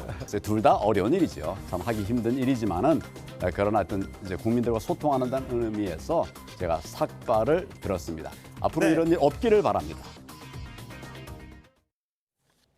어제 첫 TV 토론에서 여러 가지 이야기가 나왔습니다. 안철수 후보 같은 경우에는 총선 승리한 다음에 당대표직 내려놓겠다라는 이야기를 하기도 했고요. 일단 첫 TV 토론의 평을 좀 듣고 싶은데 조혜진 의원은 누구를 지지하는지 모르겠습니다만 중립적으로 얘기해 주셔야 됩니다. 자, 어제 TV 토론에 어떻게 보셨어요?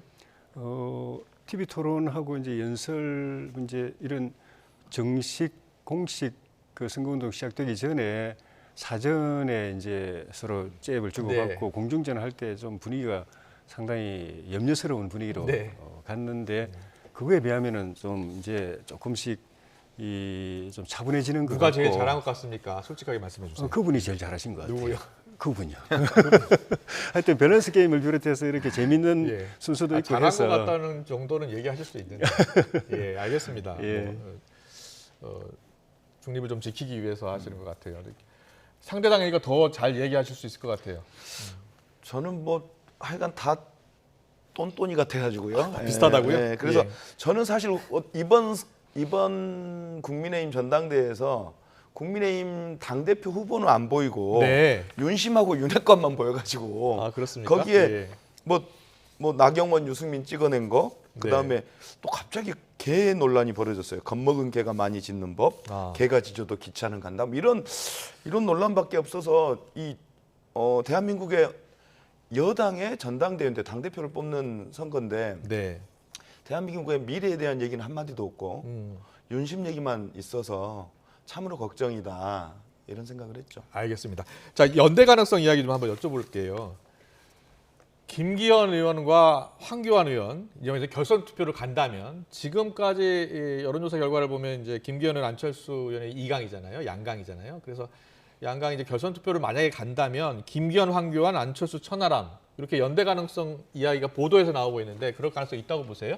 그거는 제가 장담할 수는 없는데 그 가능성은 없진 않은데 근데 본인들이 연대를 하거나 안 하거나와는 별개로 예를 들면 3, 4등 하신 분들이 나는 연대 안 한다고 하더라도 그 지지했던 분들 지지표끼리 자발적인 연대는 또 이루어질 가능성이 충분히 있다고 봅니다. 그 표의 성향이 또 확연하게 좀 차별화되는 부분이 있기 때문에 그 두 가지 요소를 다 봐야 될 것 같습니다. 알겠습니다. 김기현 후보가 안철수 후보가 총선 후에 대표직 사퇴한다고 했더니 공천 마쳤으니 철수하는 것 아니냐 이렇게 이야기하기도 하더라고요. 그리고 보니까 윤심, 윤핵관만 보인다는 말씀을 하셨잖아요. 이와 관련해서 윤심 후보가 있느냐라는 질문이 어제 있었는데 김기현 의원, 천하람 의원 예스, 안철수, 황교안 노를 외쳤습니다. 어떤 차이가 있다고 보세요? 윤심을 얻고 싶은 사람과 윤심에 반발하는 사람은 X를 확실하게 O를 했네요. 그런 거예요 지금? 그렇죠. 예. 안철수 후보는 X를 한 이유가 윤심은 없다고 해야 자기한테 한 표라도 더 올 테고 천하람은 아예 이제 반윤으로 간 거니까 윤심이 있다고 동그라미를 친 거고 김기현 후보는 윤심이 자기한테 있다는 반증으로 동그라미를 친 것 같네요. 아주 미묘한 차이가 있는 것 같습니다. 자, 안철수 후보는 윤심이 없다라고 지금 X표를 들었는데 진짜 없다고 생각하고 있는 걸까요? 일관되게 그 이야기를 해왔죠. 안철수 후보는 유난연대 이야기했다가 사과했잖아요. 그러니까 나는 대통령과 같이 대통령과 손잡고 일을 잘하겠다, 또는 대통령을 잘 또 협력하겠다, 도와주겠다, 국정을 잘 뒷받침하겠다 이런 이야기는 했지만 윤심 논란 자체를 직접 특히 이제 나한테 그 윤심이 있다라는 그런 취지로 말을 한 적은 제가 없는 걸로 알고 있고. 어쨌든 그 TV 토론이 이제 조금씩 진행되면서 전체적인 방향은 우리 당의 화합과 통합을 더 가속화하고 또 그 소수파 정당 집권당 때문에 힘들어하는 우리 대통령과 정부를 도와주기 위해서 당이 더 단합하는 방향으로 그런 비전이나 대안들이 나와서 경쟁을 했으면 좋겠습니다. 알겠습니다. 김원희 의원께 이건 여쭤봐야 될 것 같은데 어제 법사에서 한동훈 법무장관 나왔어요. 거기서 1심에서 벌금형 또 무죄 각각 선고받은 윤미향 의원, 곽상도 전 의원을 거론을 했어요. 그러면서 새로운 검찰이 수사해야 된다라는 이야기까지 했고 반드시 정의로운 결과를 내야 한다라고 했어요. 어떻게 들으셨어요? 저는 그 말이 너무 무서웠어요. 무서웠어요? 자기들이 의도하는 바로 나와야 정의로운 건가요? 네. 자기가 의도했던 검찰의 결과가 사실은 이 1심에서 곽상도를 맡았던 검찰들은 무능하다고 질타하고 있는 거거든요. 얘네들은 내 검사 아니야라는 얘기예요. 그렇게 읽으셨군요. 내 소속의 검사가 아니라는 얘기고 정의로운 결론을 내기 위한 새로운 검사들을 동원해서 자기들이 의도한 재판 결과를 만들어내겠다라고 하는 선언인 것 같아서 저는 이 말 보면서 너무너무 무서웠어요. 무서웠다. 한동훈 장관의 이 법사위에서의 발언, 조혜진 의원은 어떻게 들으셨어요? 그 두 가지 측면이 있는 것 같습니다. 한 가지는 저 둘 다 문재인 정부 검찰에서 기소해서 수사하고 기소해서 지금 재판까지 온 거거든요. 그렇구나. 재판도 제대로 안 됐죠, 사실은.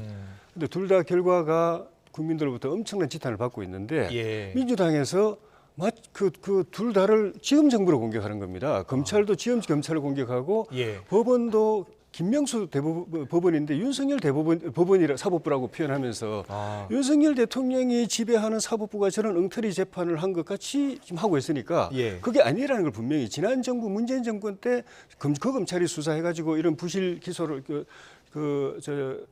공소유지를 하고 그 김명수 법원이 지금 이런 국민 분노하게 만드는 재판을 했다는 걸 분명히 하는 측면이 있고 그런 측면에서 국민이 이 검찰 또 법원의 이 판단을 너무나 불신하고 분노하기 때문에 우리가 바로 잡겠다. 새 정부에서 바로 잡겠다. 그렇게 이야기를 했는데 이게 문정부 검찰 때 수사를 시작했고 문정부 검찰이 수사를 했고 또 김명수 대법원장이 있는 그런 법원의 판결이다 이렇게 보시는 거예요? 그렇게 했었잖아요. 정권이 바뀌었잖아요. 잠깐만요. 아니요. 지난번 기소할 때 지난 정권 때 기소를 했으니까 수사도 이미 끝났고 그때. 저는 저런 그 국민의힘의 주장이 저는 솔직히 존경하는 조 의원님의 얘기는 아닐 것 같은데 문재인의 검찰과 윤석열의 검찰이 다른 겁니까?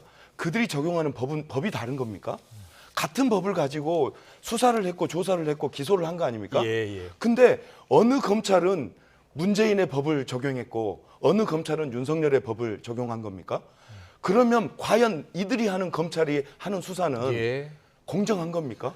제 개인적으로 좀 관심 있는 거는 수사하는 주체에 따라서 달라질 수 있느냐라는 뜻인 것으로. 검찰은 그래도 그 국민들이 다 지금 검찰 이 사건 두 가지 사건을 수사 기소한 검찰이나 이 재판한 법원이나 다 국민들이 지금 그 질타를 하고 있는데 검찰은 그나마 법무장관이 나서서 그 제대로 수사하겠다고 하는 반면에 법원은 아무 말이 없어요.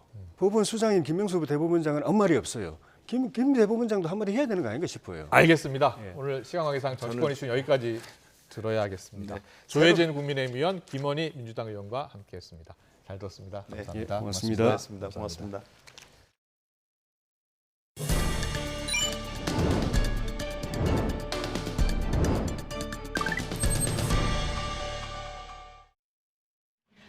국방부가 현 정부 들어 처음으로 발간한 국방백서에 북한 정권과 북한군이 우리의 적이라고 명시했습니다. 북한 체제를 적으로 규정하는 표현을 국방백서에 명시한 건 지난 2016년 이후 6년 만입니다. 국방부는 이에 대해 북한의 대남 전략과 우리를 적으로 규정한 사례, 지속적인 핵전력 고도화, 군사적 위협과 도발 등을 종합적으로 고려했다고 설명했습니다. 또 북한 김정은 국무위원장에 대해서도 국무위원장을 빼고 김정은으로만 표기하는 등 2020 국방백서와 달라진 표현을 썼습니다. 또 국방부는 9.19 군사합의가 제대로 이행되지 않은 현실을 지적하고 일반 부록에 최근 반복된 북한의 9.19 군사합의 위반 행위를 기재했습니다. 검찰이 이른바 TV조선 재승인 의혹과 관련해 한상혁 방송통신위원장을 피의자로 입건하고 사무실과 자택 등을 압수수색하고 있습니다.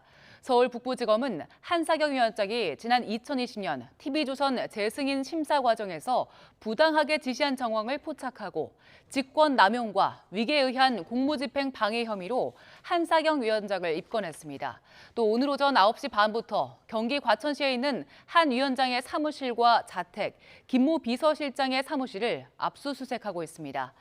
검찰의 방통위 압수수색은 이번이 4번째지만 위원장의 사무실과 집을 압수수색하는 건 이번이 처음입니다.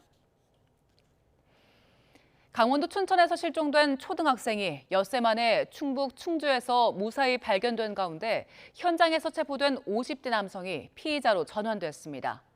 강원 춘천경찰서는 초등학생 11살 A양 수색 당시 현장에서 체포된 56살 김모 씨를 피의자로 전환했다고 밝혔습니다. 또 이르면 오늘 오후 실종아동법에 따른 미성년자 유인 혐의로 김 씨에 대해 구속영장을 신청할 계획입니다.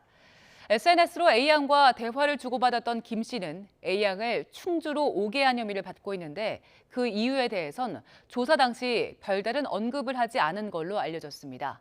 실종아동법상 정당한 사유 없이 실종아동을 신고하지 않고 보호할 수 없으며 이를 어기면 5년 이하 징역 또는 5천만 원 이하 벌금에 처해집니다. 튀르키예 대지진 사망자가 4만 1,000명을 넘어선 가운데 기적 같은 생還소식은 계속 들려오고 있습니다. 하지만 지진으로 병원까지 파괴되면서 생존자들이 제대로 된 치료를 받지 못해 심각한 2차 재난에 직면해 있습니다. 김선희 기자의 보도입니다.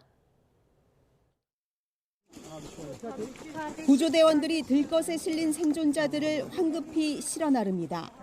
지진 발생 228시간, 무려 9일하고도 12시간이 지나서 어머니와 자녀 2명이 구조됐습니다. 어머니는 구조된 직후 물을 요청했고 오늘이 며칠인지 묻기도 했습니다. 이들 가족은 대화가 가능할 정도로 건강 상태가 모두 양호한 것으로 알려졌습니다. 다른 지역에서는 1시간 뒤인 229시간 만에 13살 소년이 극적으로 구조됐습니다. 앞서 지진 발생 약 222시간에는 42살 여성이 구조되는 등 절망적인 상황 속에서도 기적의 생환이 이어지고 있습니다. 10 tane ceset var. 10 tane harfiyatın içerisinde. Onu arıyoruz. 생존자들이 영하의 추위 속에서 제대로 먹지도 못하고 골든타임인 72시간을 3배 이상 넘길 수 있었던 요인은 무엇일까? 전문가들은 이런 놀라운 생환이 강인한 정신력에서 나왔을 것으로 보고 있습니다. But I do think there's probably a huge psychological component in the sense that if people have hope and they believe that they will be rescued, and that determination probably does play a factor. 하지만 많은 지역에서 구조 활동이 중단되며 사망자는 빠르게 늘고 있습니다. 튀르키예와 시리아 양국 공식적인 사망자만 4만 명을 훌쩍 넘었습니다. 특히 지진으로 많은 병원이 무너지면서 생존자들 치료가 제대로 안 돼 심각한 2차 재난 상황이 벌어지고 있습니다. 트럭 안에 임시 진료소를 꾸리거나 텐트 안에서 환자를 돌보기도 하고 연락선이나 군함 위에서도 임시 병원 시설을 만들어 환자를 돌보고 있습니다. Ayakta hastalara pek hizmet veremiyor. Onun yerine böyle yerleri tercih ediyoruz. 세계보건기구 WHO는 지진 구호 수요가 엄청나게 늘어나 약 260만 명이 인도주의적 지원이 시급하다며 국제적 지원을 촉구했습니다. YTN 김선희입니다. 대한민국 긴급구호대 이진 21명이 오늘 밤 튀르키예로 출발합니다. 구호대 이진은 이규호 외교부 개발협력국 심의군을 대장으로 외교부 2명과 보건의료팀 10명, 한국국제협력단 5명, 민간 긴급구호단체 4명으로 구성됐습니다. 이들은 오늘 밤 11시 구송기를 이용해서 인천공항을 출발하고 최대 7일의 일정으로 튀르키예 아다나주에 머물게 됩니다. 구호대는 현지에 구호 물품을 전달하고 향후 의료 지원, 재건 사업 등과 관련해서 튀르키예 정부와 협의를 진행할 예정입니다. 텐트와 담요, 의약품 등 10억 원 상당의 구호품 55톤은 오늘과 내일 군 수송기 등을 통해 이송됩니다. 오늘 0시 기준 코로나19 신규 환자는 12,519명으로 집계됐습니다. 목요일 발표 기준으로 지난해 6월 30일 이후 33주 만에 최소 기록입니다. 신규 환자 가운데 국내 발생은 12,495명, 해외 유입은 24명입니다. 위중증 환자는 217명으로 11일 연속 200명대를 나타냈습니다. 사망자는 22명으로 누적 사망자는 33,804명입니다. 출퇴근 시간대에 지하철역이나 버스 정류소에 전동 킥보드나 전기 자전거를 무단 주차하면 바로 견인될 수 있습니다. 서울시가 평일 출퇴근 시간대에 지하철역과 버스 정류소 등 5개 구역에 공유 개인형 이동장치가 무단 주차됐을 경우 즉시 견인할 예정이라고 밝혔습니다. 또 주행 속도를 시간당 25km에서 20km로 낮추도록 업계에 요청을 하고 관련 도로교통법을 개정하도록 추진합니다. 헬멧 미착용과 무면허 운전, 음주주행 등 법규 위반 이용자에 대해서는 경찰과 합동단속을 추진합니다. 하이브의 SM 지분 인수로 궁지에 몰린 SM의 현 경영진이 이수만 전 총괄의 역외 탈세 의혹 등을 제기하며 반격에 나섰습니다. SM의 현 경영진은 이수만 전 총괄이 SM의 황제로 군림하며 역외 탈세를 하고 자신의 부동산 욕심을 위해 특정 가사 내용을 강요하는 등 독재를 폈다고 주장했습니다. 취재기자 연결합니다. 차정윤 기자. 네, 문화생활과학부입니다. 네, 이수만 전 총괄의 비리를 폭로한 경영진들 어떤 사람입니까? 네, 이수만 SM 전 총괄 프로듀서의 처조카이자 최근 SM 3.0이라는 새 전략을 발표한 이성수 SM 공동대표입니다. 이 대표는 오늘 오전 자신의 개인 유튜브 채널을 통해서 30분 분량의 영상을 올리며 여론전에 가세했습니다. SM의 대표 보이그룹인 NCT 127이 적힌 의상을 입고 등장한 이 대표. 우선 이수만 전 총괄의 역외 탈세 의혹을 제기했습니다. 이 대표는 이수만 전 총괄이 2019년 홍콩에 시티 플래닝 리미티드라는 회사를 설립했다고 언급하면서 이수만의 100% 개인 회사인 해외판 나이크 기획이라고 말했습니다. 그러면서 이 CTP가 하는 프로듀서 업무는 똑같지만 SM과 레이블과의 정산전에 6%를 선취하는 기형적인 수익 구조를 만들었다며 결국 한국 국세청의 감시망을 피하기 위한 장치가 아니겠냐고 의심했습니다. 그러면서 이수만 전 총괄을 겪어본 사람들은 무섭고 두려울 수밖에 없다며 직접 녹취도 공개했는데요. 들어보시죠. 매니지먼트 매출액에 나하고 서 있어야 되는 거야. 이번 기회에 직원들한테 확실하게 보여줘야 되는 거야. 안 두더라도 그래야 너 좋은 데 간다. 그래야 내가 쓰고. 네, 아울러 이 대표는 최근 이 전 총괄이 강조한 ESG 경영 메시지의 이면에는 부동산 사업권과 관련한 욕망이 있다고 주장했습니다. 이수만 전 총괄이 나무 심기 사업을 통해 대마초를 합법화하고 카지노를 건설하려고 했다는 겁니다. 그러면서 소속 걸그룹인 에스파의 노래 가사에 나무 심기 메시지 등을 넣도록 강요해서 에스파 멤버들이 속상해하며 울컥하기도 했고 결국 음반 발매도 연기됐다고 덧붙였습니다.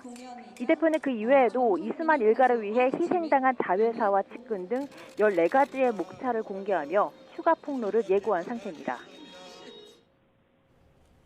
네, 녹취까지 공개하면서 상당히 상세하게 폭로를 했는데 여기에 대한 하이브나 이수만 전 총괄 어떤 반응 보였습니까? 네, 우선 이 전 총괄 측은 현 사태에 대해 안타까운 심정은 변함이 없다며 별도의 입장 표명 없이 여론을 살펴보는 분위기입니다. 다만 하이브는 오늘 오후 보도자료를 통해 이 전 총괄과의 계약에는 전혀 문제가 없다며 적극적인 소명에 나섰습니다. 이 전 총괄의 해외 프로듀싱 허용은 SM과 관련이 없는 개인 차원의 작업일 뿐이고 개혁사상에 이 전 총괄과 SM의 관계를 인정하지 않고 또 있어도 완전히 해소하기로 했기 때문에 이로 인한 어떤 로열티도 발생하지 않는다는 겁니다.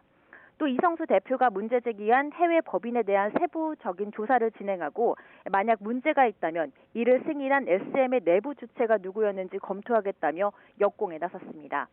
또 이수만 전 총괄이 강조하는 ESG 메시지가 SM과 직접 연계돼 진행되지만 않는다면 이를 관여할 이유는 없다고 설명했습니다. 아울러 하이브는 새 이사진의 진용과 지배구조 개선 방침을 발표하며 다음 달 말에 열린 주주총회 준비에 들어간 상태입니다. 하이브는 사내이사 후보자로 이재상 하이브 아메리카 대표와 정진수 하이브 최고 법률 책임자, 이진화 하이브 경영기획실장을 추천했고 사회이사까지 모두 7명의 이사진을 제안했습니다. SM의 형 경영진은 아직 주주 제안을 제출하지 않은 상태인데요. 하이브 측이 SM의 새 경영진 후보를 제안함에 따라 다음 달 주주총회에서 SM 형 경영진과의 표 대결이 불가피할 전망입니다. 지금까지 문화부에서 전해드렸습니다. 40년지기를 때려 숨지게 한 혐의를 받는 60대 남성이 구속됐습니다. 서울 해화경찰서는 어제 폭행치사 혐의로 60대 남성 A씨를 구속했습니다. A씨는 지난 12일 새벽 4시 반쯤 서울 종로구에 있는 기원 근처에서 술에 취해 60대 남성을 때려 숨지게 한 혐의를 받습니다. 범행 13시간 만에 긴급 체포된 A씨는 경찰 조사에서 혐의를 대체로 인정했습니다. 만취 상태로 운전하다 사망사고를 낸 50대 남성이 경찰에 붙잡혔습니다. 충북 청주 상당경찰서는 특정범죄 가중처벌법상 위험운전 치사 등의 혐의로 56살 A씨를 입건해 조사하고 있습니다. A씨는 어제 오후 7시 50분쯤 청주시 상당구의 한 농로에서 만취 상태로 1톤 화물차를 몰다가 3m 아래 논바닥으로 추락했습니다. 이 사고로 옆자리에 타고 있던 A씨의 아내가 크게 다쳐 병원으로 옮겨졌지만 숨졌습니다. 경찰이 사고 직후 측정한 A씨의 혈중 알코올 농도는 면허 취소 수치를 넘는 0.207%로 조사됐습니다. 현직 경찰관이 재판에 넘겨진 사유 가운데 음주운전 혐의가 가장 많은 비중을 차지하는 걸로 나타났습니다. 경찰청이 국민의힘 정우택 의원실에 제공한 자료를 보면 지난 2018년부터 5년 동안 현직 경찰관이 기소된 1,141건 가운데 음주운전 관련은 294건으로 전체의 26%를 차지했습니다. 그 다음은 중앙선 침범과 속도 위반 등을 포함한 교통법규 위반과 교통사고로 모두 177건이었습니다.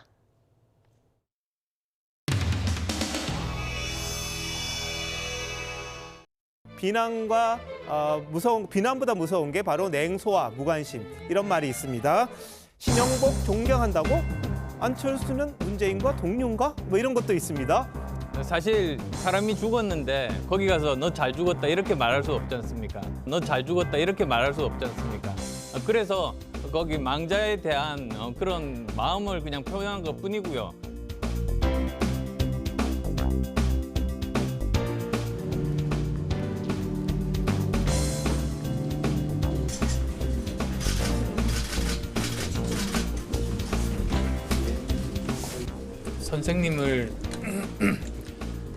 선생님 정말로 맑고 선한 분이십니다. 시대의 위대한 지식인께서 너무 일찍 저희 곁을 떠나셨습니다. 황교안 후보님 상대 후보 지목해서 7분 동안 토론하시면 되겠습니다. 시작해 주시죠. 신영복을 시대의 위대한 지식인, 시대의 위대한 지식인, 주위를 맑게 만드는 분 이렇게 칭송을 하셨습니다. 사실 제가 거기에 갔었던 것은 야당 시절이었었고요. 그다음에 또 거기 가서 잘 죽었다고 거기 그렇게 방명록에 쓰겠습니까? 지금도 그런 생각 갖고 예의상 그런 지금도 그런 생각 갖고 계시냐? 전 전혀 그런 생각 갖고 있지 않다고 확실하게 말씀드립니다. 그렇기 때문에 윤석열 대통령과 후보 단일화 한 거 아니겠습니까? 후보 단일화 한 거 아니겠습니까? 그리고 지난번에 사실은 이게 우리 작년 대선 과정에서 있었던 일입니다. 윤석열 자격 없다. 그리고 1년만 지나면 윤석열 찍은 손가락 자르고 싶을 것이다. 이런 얘기들을 하셨단 말이죠. 그래서 저는 손가락 이야기 하시는데요. 그건 왜곡입니다. 이제 원문을 이렇게 들여보면 아시겠습니다만 상대방 떨어뜨리기 위해서 마음에 안 들고 무능한 후보를 뽑아서 그 사람이 당선되면 그 다음에 대한민국 어떻게 됩니까? 1년만 지나고 나면 내가 그 사람 뽑은 손가락 자르고 싶다고 또 그럴 겁니다. 거기에 윤석열 대통령에 대한 이름이 나오지를 않습니다. 나오지를 않는데 그 좌파 매체가 거기에다가 이름을 쓴 거죠. 그런데 거기에 그런 좌파 매체의 선동에 이렇게 휩쓸리면 어떻게 당대표를 하실지 저는 정말로 걱정이 큽니다. 유권자들께서 정확하게 다 아시고 볼 거니까 변명은 그렇게 얘기를 하고요.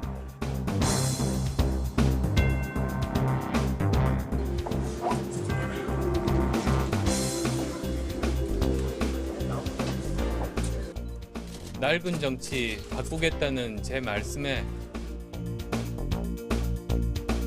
꼭 성공하기 바란다고 격려의 말씀도 해주시고 또 쓰신 책도 직접 사정을 해주시고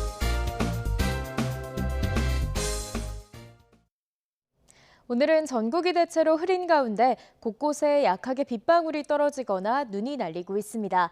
찬바람도 강하게 불면서 현재 서울 기온은 4.5도로 예년 기온을 다소 밑돌고 있는데요. 내일 낮부터는 다시 온화한 날씨가 찾아옵니다. 우선 내일 서울 아침 기온은 영하 2도로 예년 수준의 겨울 추위를 보이겠지만 낮 기온이 8도까지 오르는 등 마치 초봄처럼 온화함이 감돌겠습니다.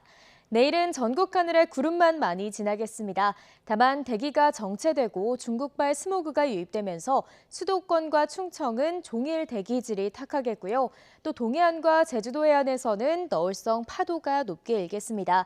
해안가 안전사고에도 각별히 유의해 주시기 바랍니다. 내일 아침 기온은 1에서 5도가량 낮겠습니다. 내일 서울 아침 기온 영하 2도, 대전 영하 3도, 부산은 4도가 예상됩니다. 낮 동안에는 예년 기온을 3에서 5도가량 웃돌겠습니다. 내일 낮 기온 서울 8도, 대전 11도, 광주와 대구는 13도가 예상됩니다.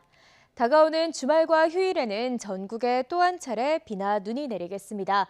이번 비는 주로 남부와 제주도에 집중되겠고 기온이 낮은 강원 산간에는 또다시 대설특보가 내려질 가능성이 있겠습니다. 지금까지 날씨 정보였습니다. 네, 더 뉴스 저희가 내일은 더 준비하겠습니다. 네, 잠시 뒤 뉴스큐가 방송됩니다. 시청해주신 여러분 고맙습니다.